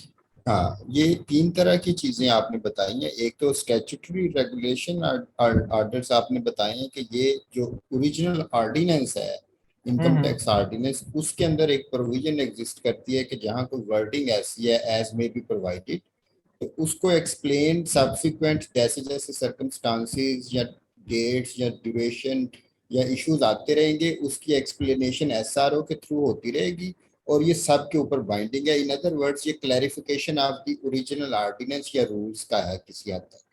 नहीं नहीं, ये उन रूल का ही एक्सटेंशन है मेरा भाई, ये मैं अगर ये कहूँ ना तो ये एक्सटेंशन है। ये एक्सटेंशन। थोड़ा सा एक्सटेंशन है लॉ की, मजीद समझो कुछ चीज कमी बेशी रह गई ना कानून में, तो नई जी चीज जी को आपने एक्सप्लेन करना है, तो ये समझो कानून को थोड़ा सा एक्सटेंड करता है। ये बराबर कानून के बराबर होता है एसआरओ, ठीक है। ये बिल्कुल। कोई सेक्शन नहीं होता, ये नहीं कहता कि ये सेक्शन 506 है, इसको हम बोलते हैं एसआरओ है। लेकिन ये ऐसे ही होगा जैसे कानून का कोई सेक्शन है ना, जैसे उसकी पावर है ऐसी एसआरओ की पावर है, ये समझो एक कानून है, ठीक है। ये एक्सटेंशन ऑफ लॉ है, क्या है, एक्सटेंशन ऑफ एक्सटेंशन। लॉ है, ठीक है। आगे सर्कुलर, और ये सर्कुलर ये है कि ये सर्कुलर जो है वो भी एफबीआर ने इशू करना है, लेकिन उसके जो सेक्शन 206 और 214 है उसके अंदर ये पावर एफबीआर को गिवन है कि वो सर्कुलर इशू कर सकता है। और वो ठीक है। सर्कुलर उनके अपने डिपार्टमेंट के स्टाफ के लिए है। कोई एम्बिग्युइटी अगर क्रिएट हो गई है या कोई क्लैरिफिकेशन चाहिए किसी एसआरओ की ही, शाबाश, इवन किसी एसआरओ की ही इवन वो क्लैरिफिकेशन, किसी भी चीज की हो, शाबाश, हाँ, बिल्कुल सही है। तो वो अपना सर्कुलर इशू कर देगा। लेकिन इसमें एक एग्जाम्पशन है कि ये उसके ऊपर नहीं, कमिश्नर इनलैंड रेवेन्यू जो अपील्स है उसके ऊपर एप्लीकेबल नहीं है। वो कोई बिल्कुल ऑफिस सही है, है, वो अभी मुझे नहीं आइडिया उस ऑफिस का। लेकिन बिल्कुल सही है, और तीसरी चीज है वो सर्कुलर लेटर है। तो यानी कि ठीक है। एसआरओ की सबसे ज्यादा इंटेंसिटी होगी, वो जस्ट लाइक लॉ हो गया एक, सर्कुलर उससे नीचे आ गई डोमेन, वो स्टाफ के ऊपर हो गई। और उसके बाद जो गाइडेंस है ये सर्कुलर लेटर है, ये भी उसी सारों के ऊपर एप्लीकेबल है। लेकिन ये जो है किसी सबऑर्डिनेट ऑफिस में जो इनकम टैक्स है उनकी किसी गाइडेंस के लिए जो इशू करना है। अब ये कह लें कि ये वाले फिर टैक्स पेयर के लिए नहीं है, ये जो चीजें हैं ना, ये सर्कुलर लेटर्स, ये टैक्स पेयर के लिए नहीं होते, फिर ये टैक्स डिपार्टमेंट के अपने स्टाफ के लिए होते हैं। हाँ जी, इंटरनल उनकी एक कम्युनिकेशन है। शाबाश, बिल्कुल सही है। फरूख साहब, आप वकील हैं? नहीं, मैं इलेक्ट्रिकल इंजीनियर हूँ। और यार तुम तो माशा छा गए हो, मुझे मैं लगा आप वकील हो। नहीं, चले पहली दफा माशा, मैंने जिंदगी में ये स्लाइड स्लाइड टैक्स से रिलेटेड सुन रहा हूँ। अच्छा। और हमारे पास ऐसे बड़े लोग आते हैं, ये इधर से किसी ने बीएस इन्वायरमेंटल वो साइंस की हो, मैंने कहा भाई तुम क्यों आ गए हो, सर ऐसे ही, मैंने कहा ये भी पता होना चाहिए। चले खैर, थैंक यू। अच्छा जी, आई बिलीव कि इन्होंने, फर्क साहब ने बड़ा आसान अल्फाज में बताया, ठीक है। तो ठीक हो गया। अच्छा, ये ओप्पो जो भी है A16e, भाईजान ये आप अपना नाम शाम लिखा करें ताकि मुझे पता तो चले ना, मैंने किसी को बोलना है। आप बार बार अपने आप को अनम्यूट तो कर रहे थे, लेकिन वो नाम लिखा करें ताकि मैं आपको आपके नाम से बुला सकूं।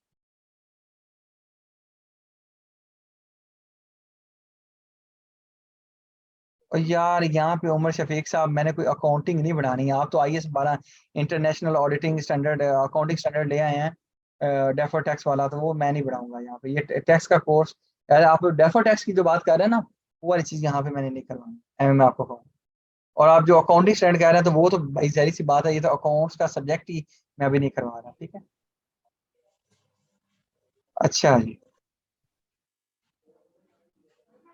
ये जो चीजें आपको थोड़ा सा आ रहा है ना कि कितने टाइम के लिए होता है, सारी चीजें कितने टाइम के लिए होती हैं, तो ये अभी मेरा भाई थोड़ा सब्र करो। ये पार्टी अभी स्टार्ट हुई है, अभी तो पार्टी शुरू हुई है, ठीक है। अच्छा जी, अब इनकम टैक्स के मतलब आपको ये देखें, कानून का हल्का से मैंने बताया, अभी मैंने ये शेड्यूल वगैरह डिस्कस नहीं किए, सेक्शन तो छोटा छोटे, इसमें चलो डिफरेंट चीजें लॉ है, शेड्यूल का भी नहीं अभी आपको बताया हल्का सा, ठीक है। और रूल्स का भी आपको नहीं बताया, ये चीजें आपको थोड़ी सी बता दी।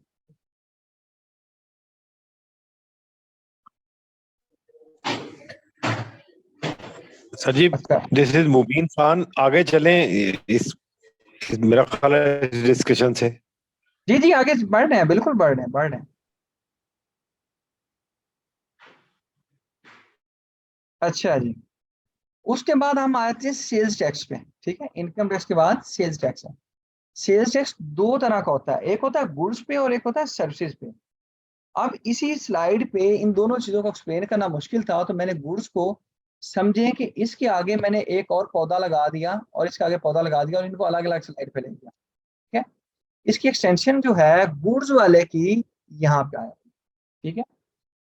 अब याद रखिएगा, जिस तरह से इनकम टैक्स ऑर्डिनेंस के डिफरेंट किस्म मैंने बताया कि लॉ है, आगे रूल्स हैं, आगे कुछ उसके मजीद कुछ चीजें हैं, तो इस तरह सेल्स टैक्स एक्ट का भी आपका पहले कानून है, ठीक है। सेल्स टैक्स एक्ट 1990 है, ये लॉ है आपका, ठीक है। फिर आपके सेल्स टैक्स रूल्स हैं, ठीक है। ये आप कह लें कि वही पहले की तरह ये प्रोसीजर है आपका, ठीक है। फिर देन आपके पास sales tax special procedure rules हैं, ये कुछ स्पेशल एंटिटीज पे अप्लाई होते हैं, ठीक है। मिसाल के तौर पे ये रिटेलर पे ने कैसे सेल टैक्स में रजिस्टर्ड होना है, इलेक्ट्रिक पावर वाले ने कैसे होना है, नेचुरल गैस वाले ने, और भी कुछ एंटिटीज हैं, स्पेशल किस्म की एंटिटीज हैं। यानी कि जो चीजें इस 2006 वाले कानून में रह गई, उन्होंने ये 2007 वाले रूल्स में क्लियर कर दी मजीद, ठीक है। फिर देन आपकी विद होल्डिंग के बारे में, सेल्स टैक्स के बारे में अलग से आपके कितना सेल्स टैक्स कोई एंटिटी काटेगी, कौन सी एंटिटी काटेगी, ये इस चीजों के बारे में उन्होंने अलग से रूल्स जारी कर दिए 2007 में, ठीक है। ये विद होल्डिंग का प्रोसीजर या होल्डिंग के रेट्स दे रहे होते हैं। यानी कि फिर सेल्स टैक्स किसी एक किताब का नाम नहीं है, वो 3-4 किताबें मिलके आपका सेल्स टैक्स का कानून बनता है, ठीक है। और ये गुड्स का। और मैं सर्विसेज की बात करूं तो याद रखिएगा, सर्विस 18वीं तरमीम के बाद गुड्स पे जो राइट है सेल्स टैक्स का, वो है वफाक के पास, फेडरल गवर्नमेंट।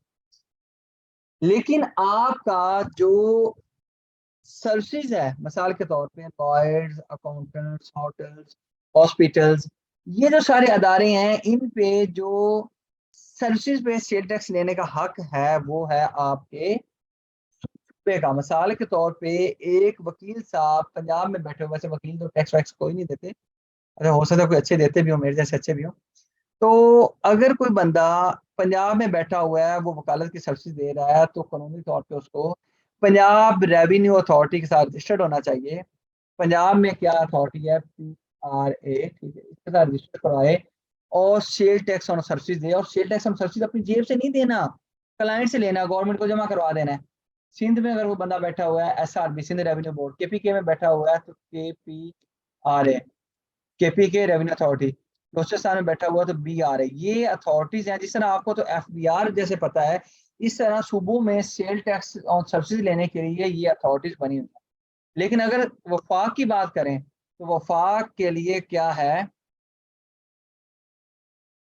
वफाक के लिए आपका बताते चलें कि इस्लामाबाद के लिए ICT sale tax on services है, और इसका जो टैक्स होता है वो आपकी वफाकी गवर्नमेंट ही लेती है। आपकी एक मिनट, स्क्रीन को शेयरिंग को स्टॉप नहीं होगी,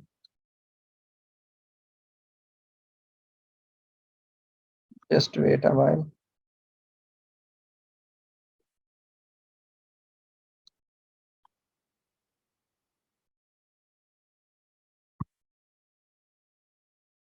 अच्छा जी, अच्छा जी, वफाकी गवर्नमेंट आपका अगर इस्लामाबाद में बैठे हुए आप सर्विस देते हैं, तो आपकी वफाकी गवर्नमेंट आपसे क्या करेगी, सेल्स टैक्स लेगी। यानी कि फिर इस्लामाबाद में बैठे हुए आप कोई अलग से अथॉरिटी नहीं है, बल्कि FBR ही आपसे सेल टैक्स ऑन सर्विस दे रही है। क्लियर है जी। अब इस्लामाबाद ने अपना कानून बनाया हुआ है, ICT sale tax on service, sale tax on service, ये कानून है। पंजाब वालों का एक्ट अलहदा है, विद होल्डिंग का कानून अलहदा है, सिंध का अपना कानून है, KPK का अपना कानून है, बलोचिस्तान का अपना कानून है। ये मोर और लेस सारे कानून एक दूसरे के बहन भाई लगते हैं। थोड़ा सा रेट्स का फर्क है सब कवानीन में, ठीक है। रेट के फर्क के साथ साथ, रेट का फर्क तो एक साइड पे रहा, इनकी शेड्यूल का फर्क है, ठीक है। इनके शेड्यूल में आप ये कह लें कि एक जगह पे एक चीज लिखी हुई है और दूसरी जगह पे दूसरी चीज लिखी हुई है। खैर, जब आपको इंशाल्लाह सेल टैक्स और सर्विसेज की क्लास देंगे तो आपको आइडिया हो जाएगा, ये वाली चीज भी इंशाल्लाह आपको बढ़ाई जाएगी। अच्छा चलें, आप लोग, एक साहब ने क्वेश्चन पूछा था दरमियान में अचानक से कि जी आप मुझे बताएं आवर ऑपोजिशन और आर क्लाइंट डेस्टिनेशन मैटर्स। जी, एक बंदे ने कहा था जी एक्ट वर्सेस ऑर्डिनेंस में फर्क बताएं, तो मुझे कोई बताए बंदा कि एक्ट वर्सेस ऑर्डिनेंस क्या होता है। आप लोगों से पहले मेरा सवाल है, यही वाला सवाल आप लोगों से, what is the difference between act versus ordinance. Ordinance जो है ना जी, मेरा नाम मुबीन खान है। Ordinance is issued by the president ठीक है, and the act is passed by the parliament, and then this is the difference between both act and the अच्छा ठीक है, ऑर्डिनेंस। मुबीन भाई वकील हैं आप? जी sir, I'm a practicing lawyer. अच्छा माशाल्लाह। लेकिन मैं अगर कहूँ कि सर थोड़ा सा इसको इम्प्रूव करने की जरूरत है, तो थोड़ा सा इम्प्रूव करेंगे? सर वेरी मच इम्प्रूव करने की जरूरत है। अच्छा मैं तो ट्राई करूं चले सर? तो जी जी बताएं फरक साहब। मैंने आसान लफ्जों में इसलिए बताया है, यानी कि अगर कोई एक कानून ऐसा है जो हमारी नेशनल असेंबली पार्लियामेंट अगर पास करेगी तो वो आपका एक्ट ऑफ पार्लियामेंट कहलाएगा, और अगर वो गवर्नमेंट की जो है रिकमेंडेशंस पे प्रेसिडेंट इशू करे तो वो आर्डिनेंस कहलाएगा। और आर्डिनेंस की शायद कोई टाइम लिमिट होती है कि वो 90 डेज के लिए एक्टिव होता है, उसके नहीं, बाद वो वो 90 डेज वाला वो होता है जो आपके गवर्नर साहब इशू करते हैं, ठीक है। मैं गवर्नर वाले ऑर्डिनेंस को वैसे उसकी छुट्टी करवा के बैठा, मैं उसकी बात ही नहीं कर रहा। प्रेसिडेंट वाला आर्डिनेंस के अनलिमिटेड पीरियड के लिए तो नहीं शायद नहीं था। For 6 months। सर यहाँ पे नहीं थोड़ी सी कंफ्यूजन ये हो रही है कि ordinance, act and law, I think these these are all the same things। चले मैं फिर आप बताता हूँ आप लोग को। अच्छा जी, मुझे 1 मिनट दें।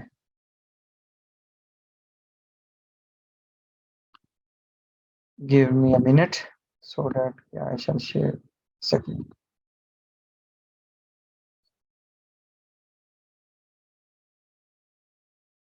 अच्छा, आई बिलीव स्क्रीन आपको नजर आ रही होगी। माइक्रोसॉफ्ट एक्सेल मैंने खोला है।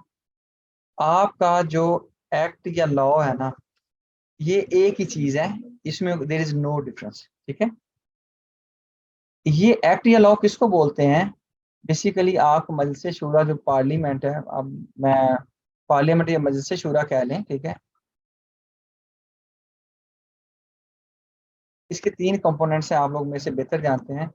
नेशनल असेंबली होता है, ठीक है, सेनेट है, ठीक है, एट द एंड क्या है, आपके प्रेसिडेंट साहब हैं। अगर एक कानून इन तीनों फॉरम से अगर अप्रूव हो जाता है, इन तीनों जगहों से, उसको हम एक्ट भी बोलते हैं और उसको हम लॉ भी बोलते हैं, ठीक है, एक ही चीज है, ठीक है। अच्छा, अगली बात ये है कि ये उस वक्त होता है कि मतलब ये कह लें कि नॉर्मली नेशनल असेंबली सेशन में है तो हम इस तरफ जाएंगे, लेकिन दरमियान में हमें कोई ऐसी इमरजेंसी सिचुएशन फेस करनी पड़ी कि कहीं से हमें आईएमएफ का प्रेशर आ गया कि ये आपके मुल्क में कानून होना चाहिए और ये कल आपका कानून एप्लीकेबल हो, वरना आपको भीख नहीं दी, ठीक है। अब हमने कहा ठीक है जी, आपने हमें पैसे देने हैं, लेकिन हम कल तक कैसे कानून बनाए भाई? नेशनल असेंबली है, सेनेट है, प्रेसिडेंट साहब है। उन्होंने कहा हमें नहीं पता इस बात का क्या करना है, आप जानो, आपका काम जानो, हमें कल तक कानून चाहिए। रातों रात ऑर्डिनेंस ले आएंगे, यानी कि इसके लिए फिर हम क्या करेंगे, प्रेसिडेंट साहब का इस्तेमाल करेंगे। फिर प्रेसिडेंट साहब क्या करेंगे, ऑर्डिनेंस लाएंगे। पहले तो मैं ऑर्डिनेंस की बात कर लूँ। ऑर्डिनेंस 3 तरह का होता है। एक तो ऑर्डिनेंस वो होता है जो आपके लाते हैं गवर्नर साहब, गवर्नर, ठीक है। जो गवर्नर लाता है ये तो फिर उस सूबे के लिए होता है, रेलिवेंट प्रोविंस के लिए होता है, और ये 90 डेज के लिए होता है, ये आप लोगों ने बिल्कुल बता। दूसरा आपका ऑर्डिनेंस होता है जो आपके प्रेसिडेंट साहब लाते हैं, ठीक है, और ये आपके होल पाकिस्तान के लिए होता है इसकी एप्लीकेबिलिटी, और ये 120 डेज के लिए होता है, ठीक है। फिर आपका एक तीसरा और भी होता है, ये मैंने बात बतानी बाद में, क्वेश्चन पूछने के बाद बतानी थी, लेकिन अभी बता देता हूँ। एक आपका वो ऑर्डिनेंस होता है जो आपके चीफ मार्शल लॉ एडमिनिस्ट्रेटर लाते हैं। इसकी अगर मसाले अगर देना चला जाऊं मैं, ये भी होल पाकिस्तान के लिए होता है, पहली बात है, ठीक है। और इसकी एप्लीकेबिलिटी परमानेंट होती है, परमानेंट। इसकी सबसे पहली मिसाल ये है आपका इनकम टैक्स ऑर्डिनेंस 2001। कभी भी मतलब आप किसी बंदे से पूछिए, मैंने आपको पहले दफा रोकना ही ये था, किसी बंदे ने कहा ही नहीं, उस तरह से मजे के जवाब नहीं मिले कि जी 120 डेज के लिए होता है। अगर आप 6 महीने बोलेंगे ना, इसको 4 महीने भी बोल रहे तो मैं कहूंगा 4 महीने भी आप गलत बोल रहे हैं। 4 महीने ज्यादा होते हैं, 120 डेज कम होते हैं। चाहे वो एक दिन का फर्क हो, कानूनी तौर पे आपने इसको बड़ा डिसेंट वे में देखना है कि यार 4 दिन बड़े मैटर करते हैं। अच्छा खैर, इनकम टैक्स ऑर्डिनेंस, आपका ज़कात एंड उशर ऑर्डिनेंस, ठीक है, आपका हदूद ऑर्डिनेंस, ठीक है, आपका family banking companies family ordinance. Ordinance 1961, जी फैमिली ऑर्डिनेंस सर हाँ 1961, जी जी, फैमिली ऑर्डिनेंस, बिल्कुल, बड़ा कानून पुराना हुआ शहादत हुआ शुरू ऑर्डर। सर। जी जी जी। ये वो सारे ऑर्डिनेंस हैं जो आपने आंख उठा के एकदम से ऊपर देखने, आपने कहना है अच्छा ये सारे वो ऑर्डिनेंस हैं जो चीफ मार्शल लॉ एडमिनिस्ट्रेटर्स के दौर में आए, और इनको 120 दिन के बाद एक्सटेंड नहीं किया गया। क्यों? क्योंकि आपके कॉन्स्टिट्यूशन ऑफ पाकिस्तान में ऐसा कुछ नहीं लिखा हुआ। जैसे ये प्रेसिडेंट वाला जो ये वाला आपका ऑर्डिनेंस होता है, इसके लिए आपका कानून कहता है कि 120 दिन के बाद इसको आप एक्सटेंड करवाओगे, ठीक है। लेकिन इसके बारे में कानून खामोश है, तो इसलिए जब ये एक दफा आ जाता है, ठीक है, तो उसके बाद आप कह लीजिए कि परमानेंट कानून ही बन जाता है, ठीक है। इसमें भी अमेंडमेंट होती रहती है। इनकम टैक्स ऑर्डिनेंस देख लो, मुशर्रफ साहब लाए, ठीक है, और वही चलता आ रहा है, उसमें तरमीम हो रही है, ठीक है, और तरमीम को बाकायदा पार्लियामेंट से अप्रूव करवा के उसी ऑर्डिनेंस के अंदर एडजस्ट कर दिया जाता है, ठीक है। गवर्नर वाला हम वैसे डिस्कस नहीं करेंगे। अब अगली बात ये होती है कि 120 दिन के बाद आगे क्या होगा। What's next?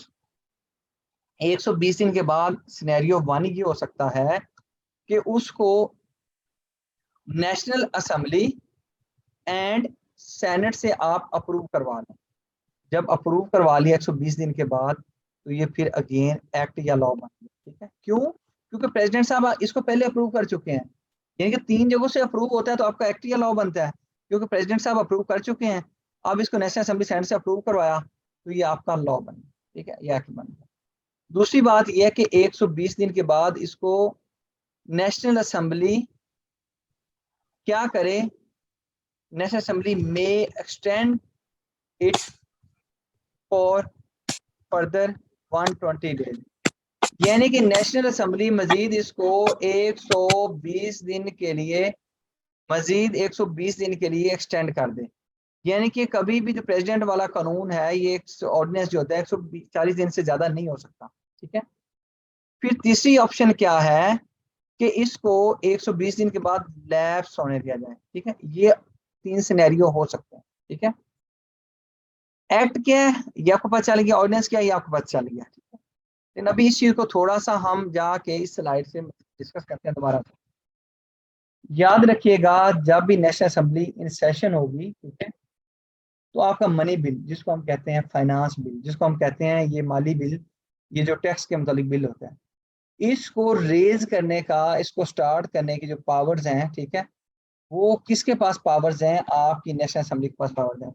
यानी कि कभी भी कोई कानून बनता है वुमेन हरासमेंट के मतलब, चाइल्ड लेबर के मतलब, वो कभी भी सेनेट से भी स्टार्ट हो सकता है, नेशनल असेंबली से भी स्टार्ट हो सकता है। लेकिन जब कोई भी बिल स्टार्ट हो और वो हो फाइनेंशियल मैटर्स के मुतालिक, मॉनेटरी बिल हो, आपने कहना है सेनेट तो इस चीज को स्टार्ट करने के लिए एलिजिबल नहीं है, तो ये तो नेशनल असेंबली से ओरिजिनेट होगा।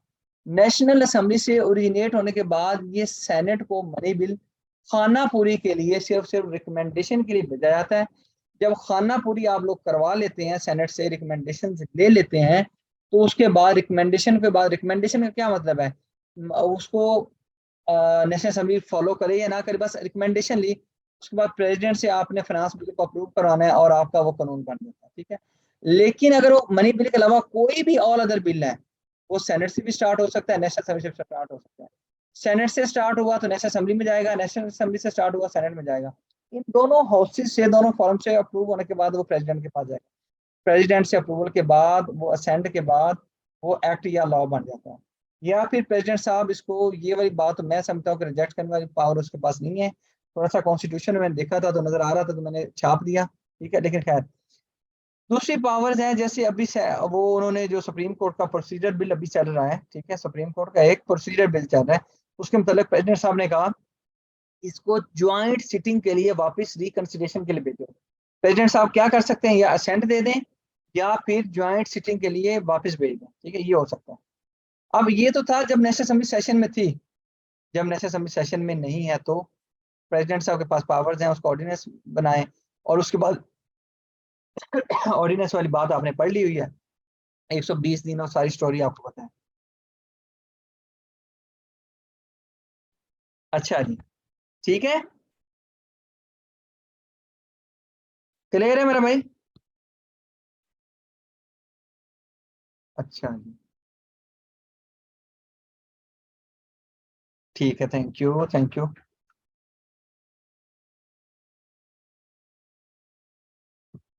अच्छा जी, Yes, sir, clear. चलें, आई होप आपको कोई बंदा ये अगर ऑर्डिनेंस एंड एक्ट में थोड़ा सा घुमाने की कोशिश करेगा तो उम्मीद है आप एक्सप्लेन भी कर लोगे, वो मनी बिल लो, अदर देन मनी बिल लो, बाकी सारी चीजें खैर। और मैं बड़े सारे लोगों को एक चीज बता दूं, मैं बड़े सारे फॉरम से यूनिवर्सिटीज पे जब जाके सेशन हम करवाते हैं तो मेरा पहला सवाल यही होता है कि एक्ट वर्सेस ऑर्डिनेंस में मुझे बताएं, डिफरेंस बताएं। हेलो पीपल नो कि ये एक्ट वर्सेस ऑर्डिनेंस में डिफरेंस क्या है, लेकिन वो डेज का फर्क नहीं बताते। वो मतलब डेज का बता देता है तो फिर मेरा अगला सवाल ये होता है कि अगर 120 दिन के लिए डेज भी सही बता रही है, मैं कहता हूँ ये अभी चल क्यों रहा है, इनकम टैक्स ऑर्डिनेंस का ही बता दो। तो वो सारे लोग खामोश हो जाते हैं, उनको ये नहीं पता होता कि यार ये तो वो चीफ मार्शल लॉ एडमिनिस्ट्रेटर वाला है। नहीं यार मेहताब भाई, वो क्लासेस उस वक्त नहीं करेंगे, कल की क्लास के बाद फिर हम ईद के बाद क्लासेस करेंगे, क्योंकि ईद को एंजॉय करना ना, क्या क्लासेस में घुसना है। अच्छा जी, अब थोड़ी सी और चीज बता दूं, एग्जम्पशन वर्सेस कंसेशन।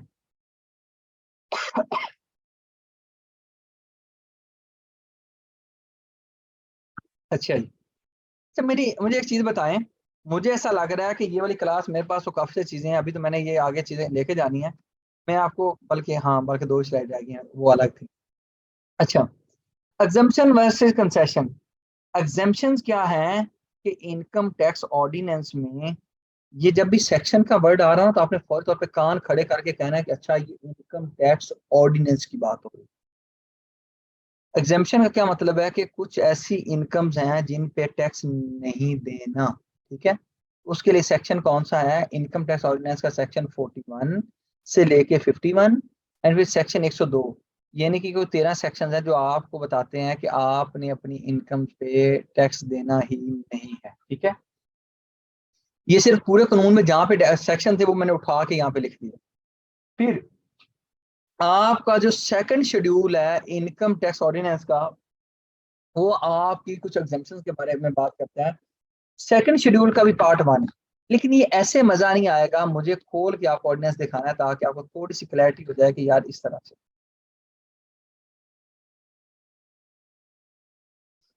याद रखिएगा कि जहां पे ये देखें सेक्शन खत्म हुए, मैं आपके साथ स्क्रीन शेयर कर दूं। ये सॉफ्ट में मैंने कानून खोला है, आपके सामने स्क्रीन शेयर मैंने की है, जहां पे ये कानून खत्म हो रहा है। ये देख लीजिए 242 सेक्शन खत्म हो रहा है, ठीक है। वहां पे आगे फर्स्ट शेड्यूल आता है, ठीक है। आगे फर्स्ट शेड्यूल के भी आगे पार्ट 1 है, पार्ट 1 के आगे ये रेट ऑफ टैक्स को डील करता है, आगे उसकी डिवीजन 1 है। खैर इसका मैं आपको एक्सप्लेन करूंगा, ये आगे एक्सप्लेन करूंगा। खैर अभी मैं सेकंड शेड्यूल पे लेके जाता हूँ। अच्छा जी, सेकंड शेड्यूल पे अगर मैं लेके आपको जाऊं तो आप ये देखिए, सेकंड शेड्यूल उसके आगे ये क्या है जी, आपका ये डील करता है सबसे पहले तो एग्जम्पशन एंड टैक्स कंसेशंस को। यानी कि हमारा असल फोकस होना है लोगों को बेनिफिट लेके देना, टैक्स पेयर को बेनिफिट लेके देना। कानून हमें पता होना चाहिए, लेकिन कानून में कहाँ कहाँ पे माफिया तलाफियां लिखी हुई हैं उसका हमें ज्यादा पता होना चाहिए, ठीक है। और इसका भी आगे एग्जाम्पशन का भी फिर आगे जो पार्ट 1 है, it let us know about exemption from total income, यानी कि आपकी जो सारी इनकम है उस पर टैक्स ही नहीं देना। यानी कि फिर पार्ट 1 को अगर मैं देखना चाहूँ तो मेरे बच्चों ये देखो, मुझे यहाँ से पार्ट 1 पे जाने के लिए ये 507 सफ़ा पे जाना है, ठीक है। अगर मैं 507 सफ़ा पे जाता हूँ, ठीक है, डायरेक्ट ये 507 सफ़ा पे जब मैं आपको लेके आया कानून के, तो ये देख लीजिए आपको फर्क पता चल जाएगा। सबसे पहले तो याद रखिएगा कि जो सेकंड शेड्यूल की हम बात कर रहे हैं, सेकंड शेड्यूल अपनी जात में जी जी प्रोवाइड करने हैं ना मेरे भाई। सेकंड शेड्यूल आपका असल टारगेट होना चाहिए इस चीज को समझना, ये सारी चीजें आपको मिल जाएंगी, ठीक। सेक्शन 53 की वजह से सेकंड शेड्यूल आया। ये क्या बताता है, इनकम और क्लासेस ऑफ इनकम, बस ये थोड़ा मुश्किल नहीं करते, हम आसान करते हैं। इनकम इनकम ऑफ लिख रहे हैं, इनकम ऑफ पर्सन और क्लासेस ऑफ पर्सन, बल्कि ये भी इतना मुश्किल करता है। Income of person enumerated below, जिनको नीचे मैं लिख रहा हूँ, shall be exempt from tax, इनसे टैक्स नहीं लिया जाएगा, ठीक है, इनसे टैक्स नहीं लिया जाएगा। सबसे पहले अगर इसका ही मैं बता दूं, कहता है कि any income chargeable under the head salary, यानी कि आप ये कह लें कि कोई यहाँ पे ऐसी इनकम आ रही है जो सैलरी इनकम होगी उस पर टैक्स नहीं होगा। रिसीव्ड, आप किसकी बात कर रहे हैं, कहता है रिसीव्ड बाय अ पर्सन, जो बंदे को मिलती है, हु जो not being a citizen of Pakistan, Pakistan का सिटीजन नहीं है, अब आप मुझसे पूछने लग जाएंगे भाई सिटीजन कौन होता है? भाई जान उसके लिए सिटीजनशिप एक्ट आप खोलेंगे, वहां पे आप देखेंगे वो सिटीजन है कि नहीं है, और वो इंगेज हो किसके तौर पे, वो एक्सपर्ट है या टेक्निकल है। कौन सा एक्सपर्ट हो सकता है? टेक्निकल है, प्रोफेशनल है, या साइंटिफिक एडवाइजर है, या कंसल्टेंट है, या सीनियर मैनेजमेंट का कोई बंदा है, और वो एक ऐसे इंस्टीट्यूट पे काम कर रहा है जिसका नाम आगा खान डेवलपमेंट नेटवर्क है, ठीक है। और उस नेटवर्क में, उस अदारे में काम करते हुए अगर उसको सैलरी इनकम मिलती है, वैसे तो सैलरी इनकम पे टैक्स होता है, लेकिन अगर इस बंदे को मिले जो सिटीजन ऑफ पाकिस्तान नहीं है, और वो उसकी पोजीशन ये हो और वो इस अदारे के साथ काम करता हो, तो उसने अपनी इनकम पे टैक्स नहीं देना, ठीक है। इस तरह से खैर मैं आगे बढ़ता हूँ। यानी कि आपको मैंने अभी एक रास्ता दिखाना है, याद रखिएगा कि मैं, अगर आप कहेंगे ना मैं एक एक चीज आपको डिटेल से बढ़ाऊंगा, तो बिल्कुल मैं बढ़ाने को तैयार हूँ, लेकिन अगर आप उसको मेरे साथ खुद पढ़ के आएंगे तो might be we shall be in a better position कि हम कोर्स को बेटर वे में इम्प्लीमेंट कर सकेंगे। मैं क्लास आपको 9 पढ़ा रहा हूँ, ठीक है। अच्छा, जो शेड्यूल के अंदर लिखे होते हैं ना, ये आगे ये क्लासेस होती हैं, ये सेक्शन नहीं होते, शेड्यूल के अंदर लिखी हुई आगे क्लासेस होती हैं। Any person received in respect of, अच्छा एनी पेंशन, एनी से मतलब किसी भी किस्म की pension received in respect of services rendered by a member of the armed forces of Pakistan और फेडरल गवर्नमेंट और प्रोविजनल गवर्नमेंट। कोई बंदा जो फेडरल गवर्नमेंट के साथ काम करता रहा, प्रोविजनल गवर्नमेंट के साथ काम करता रहा, आर्मी फोर्सेस के साथ काम करता रहा, उसको पेंशन मिली तो वो एग्जेम्प्ट है, टैक्स नहीं देना, ठीक है। अब हो सकता है कि आप में से बड़े सारे लोग रिटर्न भी फाइल करते हों, उनको ये भी वो कहते होंगे यार पेंशन पे टैक्स नहीं होता, और उनको ये हो सकता है कि मैं ये नहीं बड़ी बात करता कि यार सबको नहीं पता होगा, हो सकता है किसी बंदे को पता हो, लेकिन मेजोरिटी ऑडियंस आप लोगों में जो काम करती है, मुझे बता दें कि उन लोगों ने कभी इधर आके देखा है? बिल्कुल नहीं देखा होगा। अच्छा, pension guaranteed under the relevant rules to the families and dependent of the public servant और member of the arm from who died during service. Service के दौरान भी अगर कोई बंदा मर जाता है और उनको सैलरी पेंशन किस तरह से मिल रही है, जो आपके रूल्स हैं, कोई अपने पेंशन के रूल्स हैं उनके अकॉर्डिंग और मिलती है आर्मी वाले स्टाफ को, ठीक है, आर्मी के स्टाफ की फैमिलीज को, उस पर भी टैक्स नहीं होता, ठीक है। नहीं नहीं, अदर ऑर्गेनाइजेशन नहीं भाई, आगा खान का मतलब फिर आगा खान ही है, ठीक है, जब उसने कोई चीज लिख दी। खैर ये सेकंड शेड्यूल के अंदर फिर ये क्या लिखी गई है, आपकी वो एक्सेप्शन लिखी गई हैं, ठीक है। तो बात करने का मकसद ये है कि जब मैंने आपको बताया, आप सेक्शन जैसे सेक्शन 140, नहीं नहीं जस्ट एग्जांपल नहीं है मेरे भाई, आगा खान का मतलब सिर्फ आगा खान ही है, ठीक, एग्जांपल नहीं है, जो इंस्टीट्यूट से मेंशन किया है, ठीक है, वही है। अच्छा, सेक्शन 41 में एग्रीकल्चर इनकम एग्जाम्प्ट है, सेक्शन 102 में आप देखोगे फॉरेन सोर्स सैलरी, और बाहर आपने टैक्स दे दिया, बाहर से सैलरी आती है उस पर टैक्स नहीं है, तो ये खैर ये आप सारे सेक्शन पढ़ेंगे आपको आइडिया हो जाएगा। सेकंड शेड्यूल का भी आपको हल्का सा मैंने आइडिया दे दिया। अच्छा, ये तो थी एग्जाम्पशन। अब आगे बारी आ गई कंसेशंस की। कंसेशंस क्या है? अच्छा यार, एक चीज मुझे प्लीज कंफर्म कर दे सारे लोग, कहीं आप लोग बोर तो नहीं हो गए? तो अगर बोर हो गए तो मैं आपको अपना इंट्रोडक्शन दे के तो लास्ट को वाइंड अप कर दूं, ठीक है, वरना हम कल प्रोसीड कर लेंगे। इफ यू आर मतलब अंडरस्टैंडिंग कि हम इसको आगे बढ़ाएं तो मैं बिल्कुल रेडी हूँ, ठीक है। अच्छा जी, चलें, आप लोगों को देखते हुए मुझे लग रहा है कि मुझे बढ़ाना चाहिए। अच्छा, एक वर्ड तो आपने एग्जाम्पशन तो पढ़ लिया, ठीक है, लेकिन आगे एक चीज आती है मेरा भाई, कंसेशंस। ये एक बड़ी चीज है, कंसेशन एक छोटी चीज है। कंसेशन बच्चा है एग्जाम्पशन का। एग्जाम्पशन में तो पूरी की पूरी इनकम पे टैक्स नहीं था, कंसेशन में थोड़ी सी माफी है। क्या है? थोड़ी सी माफी है, यानी कि पूरी माफी नहीं है, थोड़ी सी माफी है। मिसाल के तौर पे अगर आप सेकंड शेड्यूल को खोलें और सेकंड शेड्यूल का पार्ट 2 खोलें, पार्ट 1 में तो टोटल इनकम पे एग्जेम्पशन थी, सेकंड शेड्यूल पे अगर आप जाएं और आप देखिए, मैं मिसाल के तौर पे सिर्फ आपको खुश करने के लिए दिखा देता हूँ, वो इसलिए कि आपको इल्म हो जाए कि यार अच्छा इस तरह से कानून को देखते होते हैं। मिसाल के तौर पे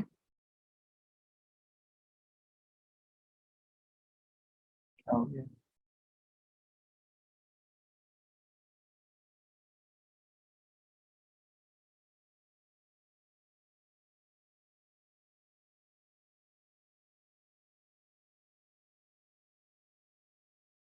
जहाँ पे आपका फर्स्ट शेड्यूल का पार्ट 1 खत्म होगा, ठीक है, सेकंड शेड्यूल का पार्ट 1 खत्म होगा, ये भी चलता जा रहा है, चलता जा रहा है, ठीक है, वहां से आगे जाके, ठीक है, मैंने कोई आपको वकील नहीं बनाना, लेकिन जो लोग लॉ को अच्छा पढ़ना चाहते हैं मेरा भाई, और वही लोग अच्छे कंसल्टेंट बनेंगे, उनको हल्का सा बताओ।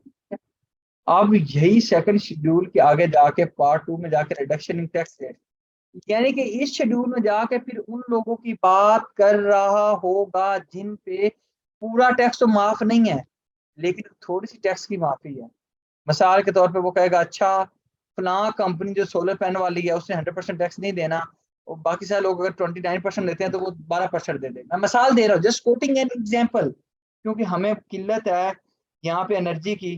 तो एनर्जी वाली जो कंपनियां हैं, और कोई यहाँ पे एनर्जी वाली कंपनी बनाता है तो उसको 29% टैक्स नहीं देना, उसको 5% टैक्स देना है। तो इस तरह की माफिया उन्होंने देनी हुई तो वो आपके सेकंड शेड्यूल के अंदर उसके पार्ट 2 के अंदर जाके लिखनी है, ठीक है।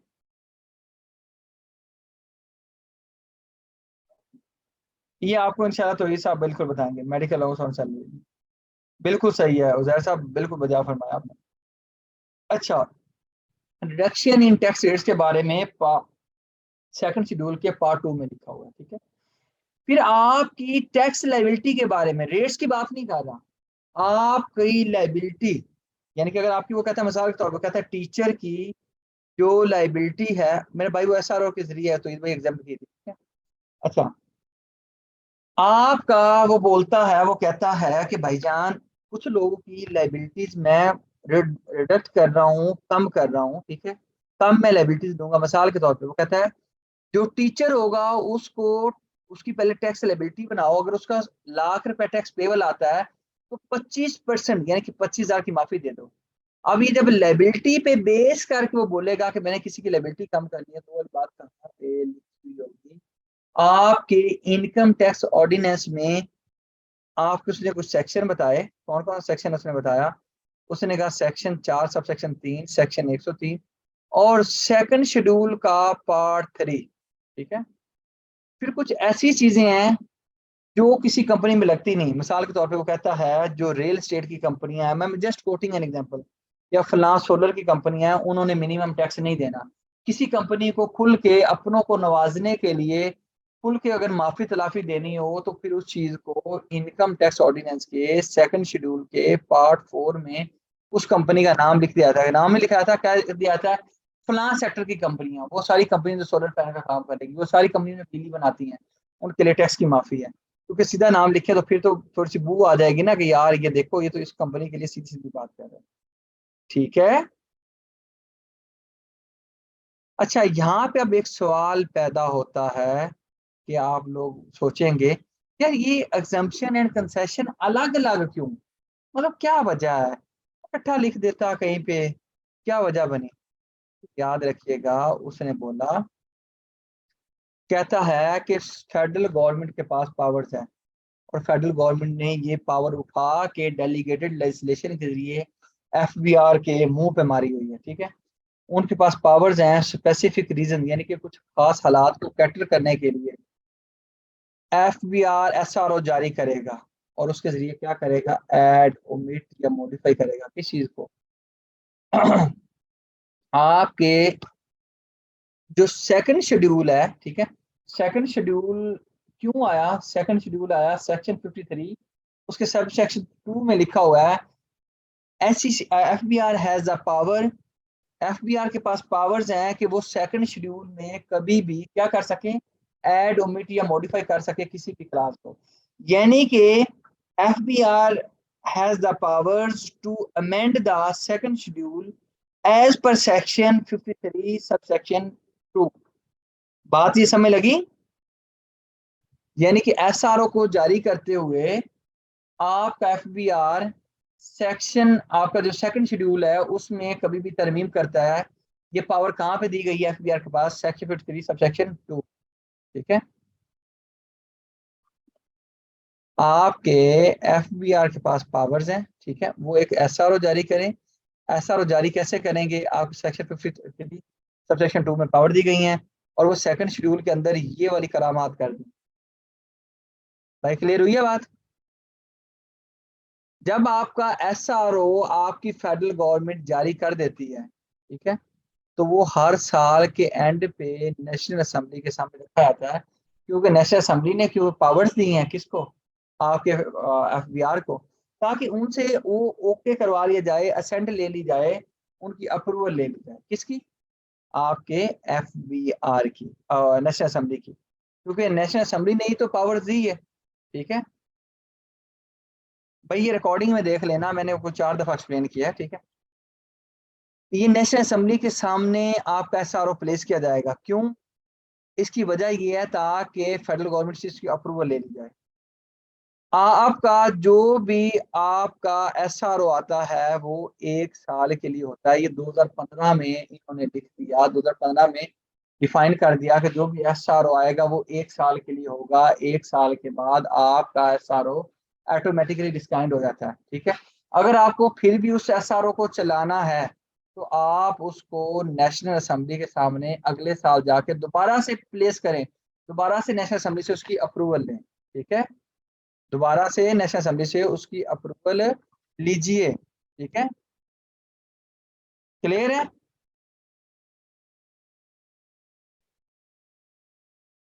अच्छा जी, अब मुझे आप लोग ये बताइए, आगे एक स्लाइड है प्रेम्बल की, वो इंशाल्लाह मैं कल आपको पढ़ाऊंगा। मेरा ख्याल है मैंने आप लोगों का ज़्यादा टाइम ले लिया, लेकिन मैं चाहता हूँ मैं अपने बारे में जो स्लाइड है मैं अपनी ढूंढ लूँ। ठीक है, कहाँ पे रखी थी, लेकिन मुझे इन द मीन वाइल आप लोग का जो भी क्वेश्चन है वो पूछें आप, ताकि I shall guide you, I shall help you, कि जो भी आपका क्वेश्चन हो। ठीक है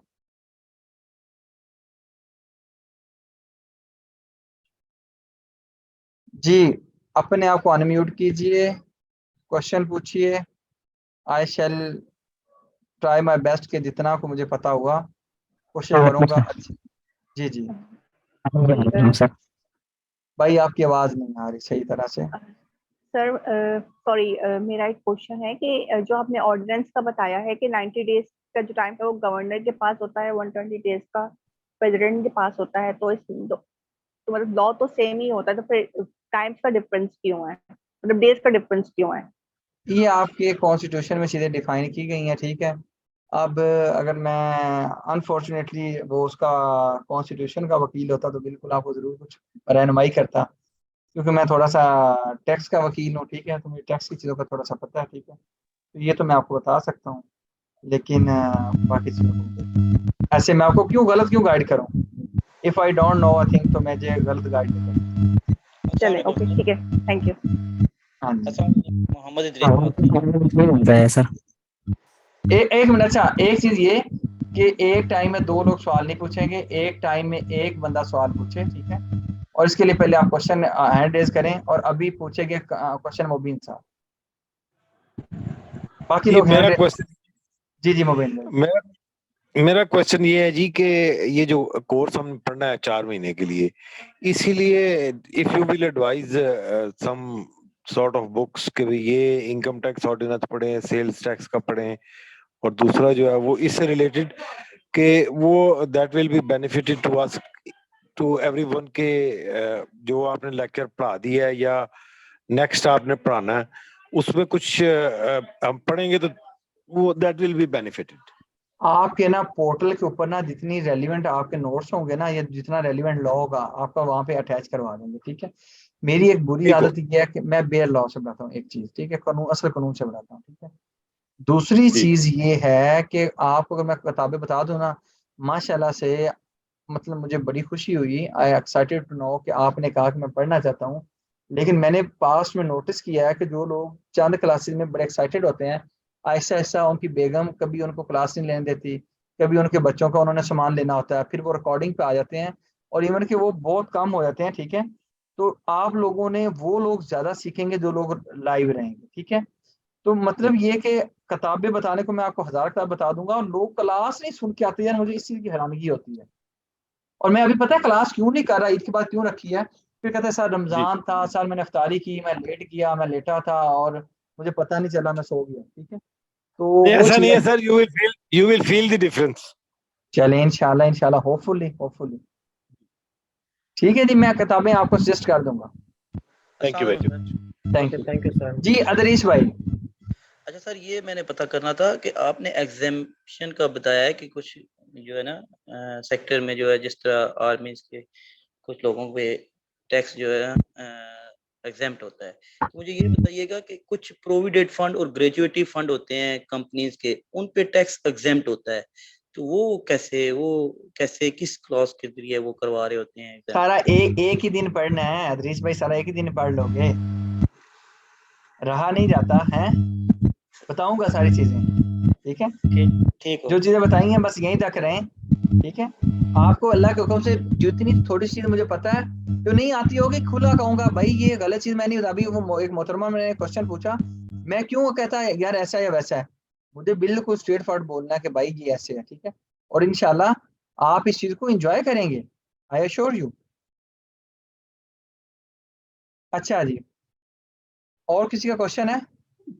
सर मेरा ये क्वेश्चन है कि कुछ सेक्शन ऐसे हैं जो सेल टैक्स के कस्टम से रिलेट करते हैं, कस्टम लॉ से, तो अच्छा कहेंगे आप उनको थोड़ा और भी दे दीजिएगा। नहीं, मैं अब्दुल वहाब साहब बिल्कुल झूठ नहीं बोलूंगा, कस्टम लॉज का हमें आइडिया भी है, हमें पता भी है, बढ़ा भी सकते हैं, लेकिन एक 4 माह के कोर्स में मैं ये पहले हम यही बड़ी बड़ी मुश्किल से इस चीज़ों को खत्म करते हैं, और जब आप पढ़ोगे ना इन चीज़ों को जितनी चीज़ें बढ़ाऊंगा ना वो ये हजम कर लो, यही बहुत है, ठीक है। कस्टम लॉ को हमने स्टार्ट करना है, वो इंटायरली अलग से कस्टम एंड एफईडी को स्टार्ट करेंगे, लेकिन इस कोर्स के अंदर मैंने कोई नहीं बढ़ाना, बिल्कुल स्ट्रेट फॉरवर्ड बता रहा हूँ। कल को मैं अभी आपको कहूँ कि नहीं जी करवा लो भाई, वो क्यों झूठ बोलने की जरूरत ही नहीं है, ठीक है। नहीं बढ़ाना मैंने उसको कस्टम को। जी और कोई बताएं। सर मेरा एक ये क्वेश्चन है कि जिन लोगों ने आईटीपी के लिए अप्लाई करना है उसके लिए तो एक फर्म का एक एक्सपीरियंस होता है, 1 ईयर लेटर चाहिए वो था, यार वो वो भी आप एक्सपीरियंस लेटर प्रोवाइड सारी करेंगे? चीजें नहीं, वो आप वो बात कर लीजिएगा, ये हमारी सीए फर्म भी है, ठीक है, लॉ फर्म भी है, तो हम आपको अपनी सीए फर्म का सर्टिफिकेट भी वो बना के दे देंगे, मतलब वो आपको जो जिस बंदे ने आपको लिंकिंग किया, जिसने ऐड किया यार, उस बंदे से कोऑर्डिनेट कर लेना, ये तो एडमिन टाइप की चीजें हैं, मैंने तो ये पहले ही क्लियर कर दिया। ये आप उनको पूछेंगे, फोन में घुमाइएगा, आपको सारा बता देगा यार ये एप्लीकेशन होगी, वो सब कुछ आपको बना के आपको भेज देगा, ठीक है। जी नाराज सर तो नहीं हो थैंक यू। गया हो नहीं नहीं सर ठीक है। डॉक्टर उजैर? नहीं नहीं सर, ठीक यही अच्छा गाइडलाइन लेनी थी आपसे। अच्छा अच्छा। भाईजान एक चीज आपको जो जिन लोगों की फरमाइश हो रही थी कि पूछने की, एक can you take admission specific module, नहीं अभी तो ये वाला तो इंटायरली अलग है, वरना आपको बिल्कुल अलग करके आपकी क्लास में वो आपको ऐड ही नहीं करेंगे, वो आपको रिकॉर्डेड लेक्चर दे देंगे अगर आप स्पेसिफिक लेंगे, और आपको एक नुक्रे लाइन कर देंगे, ठीक है। अगर आप बाकी कुछ सीखना चाहते हो तो आप इंटायर कोर्स पे मेरा ये मानना, बाकी इंटायर मॉड्यूल आप वो लोगे ना एक मॉड्यूल, तो आपको रिकॉर्डेड लेक्चर देंगे, वो एक साइड पे देंगे आपको। आपको बताया तो है नदीम भाई, आपके पास अगर बीकॉम एमबीए एमकॉम से चीजें हैं तो आप आईटीपी लेके भी काम कर सकते हो, उसके बगैर भी चीजें कर सकते हो, मैंने इतनी चीजें बताई, मैंने कहा उसके लिए तो कुछ चाहिए नहीं। अच्छा, मेरे पास एक टैक्सेशन का डिप्लोमा है 1 साल का, पंजाब यूनिवर्सिटी से, ठीक है। Diploma in taxation law, BCom किया हुआ है मैंने, एमएससी इकोनॉमिक्स मैंने की हुई है, एलएलबी किया हुआ है, ठीक है। सीएफएल के कोई अनफॉर्चुनेटली 2 पेपर में रुके हुए हैं, ठीक है। हाई कोर्ट का मेरा लाइसेंस है, पंजाब बार काउंसिल की मेरी मेंबरशिप है, ठीक है। दुनिया की चौथी बड़ी ऑडिट फर्म से मैंने टैक्स एंड कॉर्पोरेट की ट्रेनिंग्स ली हैं, ठीक है।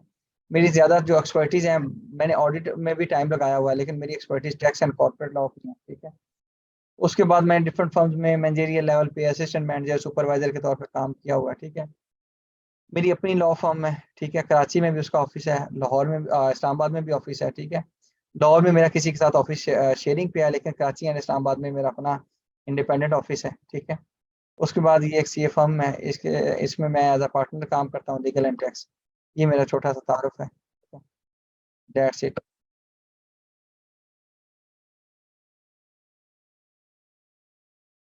जी जी, विद होल्डिंग वाला मैंने बताया ना, जूम यूजर साहब बताएंगे ना, ठीक है। अगर आप लोग का क्वेश्चन है, ठीक है, अदरवाइज मैं इजाजत चाहूंगा, ठीक है। अगर पूछना चाहेंगे तो मैं हाजिर हूँ, कोई भी क्वेश्चन है मैं हाजिर हूँ। अस्सलाम वालेकुम। अच्छा सर, ये मुझे पता करना था कि मैंने बीएससी डबल मैथ इकोनॉमिक्स किया हुआ है, तो मैं आईटीपी ले सकता हूँ? नहीं भाई, आप आईटीपी नहीं ले सकते, जो ये चीजें हैं ना, ये चीजें मैंने आपको अभी बताई थी, वो चीजें तो कर सकते हो, लेकिन आईटीपी आपको कोई नहीं मिलेगा। अभी मैं एक चीज बता दूं, ये आपको मेरे साथ भाई के साथ काम करते हुए पता चलेगा कि भाई जो है ना सीधी बात करेगा, झूठ नहीं बोलना, ठीक है। क्योंकि यार वो जब चीजें आती है ना आपके पास करने की, जो चीजें असल है ना, ये आप चीजें हैं जो खुल के कर सकते हो, ठीक है। बाकी मैं आपको कहूँ, पता है क्या, आप कहीं पे जाकर केस नहीं लड़ सकते, मतलब अपील वगैरह फाइल करनी होती है, ठीक है, ये काम आप कर सकते हो।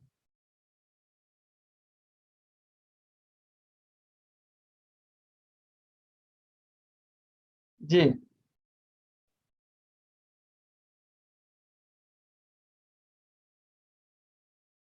जी भाईजान, चलें, नहीं है क्वेश्चन, चलें अपना। Sir just 1 second, sorry for interrupting. मुझे क्लियर करते हैं कि किसने जैसे एमबीए किया हुआ है, वो जैसे मैनेजर है इन फाइनेंस और या असिस्टेंट मैनेजर है, तो वो आईटीपी जो आप बता रहे हैं वो उसमें रजिस्टर्ड हो सकते हैं या उसमें भी कोई एमबीए रिस्ट्रिक्शन है? फाइनेंस आपने किया हुआ है तो फिर आप जी हो जी सकते हैं, अगर एमबीए मार्केटिंग या एमबीए एचआर वगैरह किया हुआ है तो देन जी, आप नहीं हो सकती, ठीक है। नहीं और आपका एमबीए एमबीए फाइनेंस। फिर जी हो जी, सकते हैं आप, फिर आप आईटीपी का लाइसेंस ले सकते हैं, ठीक है। ठीक है, thank you sir. Thank you. जियान जफर साहब मेरा भाई, हर बंदे को मैं इस तरह से जैसे जैसे आगे चलूंगा ना तो जरूर बताऊंगा आपको, फुल इजाजत दूंगा कि यार कोई भी क्वेश्चन पूछे, लेकिन इधर उधर के ना क्वेश्चन जो है ना, जो नहीं बताए ना, वो आप अपने तक लिमिटेड रखें, ठीक है। तो आपको पता चल जाएगा कि भाई को कुछ चीज़ आती है कि नहीं आती। अब अभी से अगर इम्तिहान लेना चाह रहे हैं तो फिर भी मैं आपको इम्तिहान देने के लिए तैयार हूँ, लेकिन थोड़ा सा तहम्मुल के साथ चले ना, एक ही क्लास में सब कुछ तो हमने नहीं कर लेना ना। बीकॉम, जी बीकॉम की बेस पे इजीली इजीली मिल सकता है, ठीक है। कल क्लास होगी, कल हमारी क्लास इंशाल्लाह यही 10 बजे से लेकर 11:30 होगी, ठीक है। इजाजत दीजिए, दुआ में याद रखिएगा। अल्लाह ताला आपका हामी और नासर हो। अल्लाह हाफिज।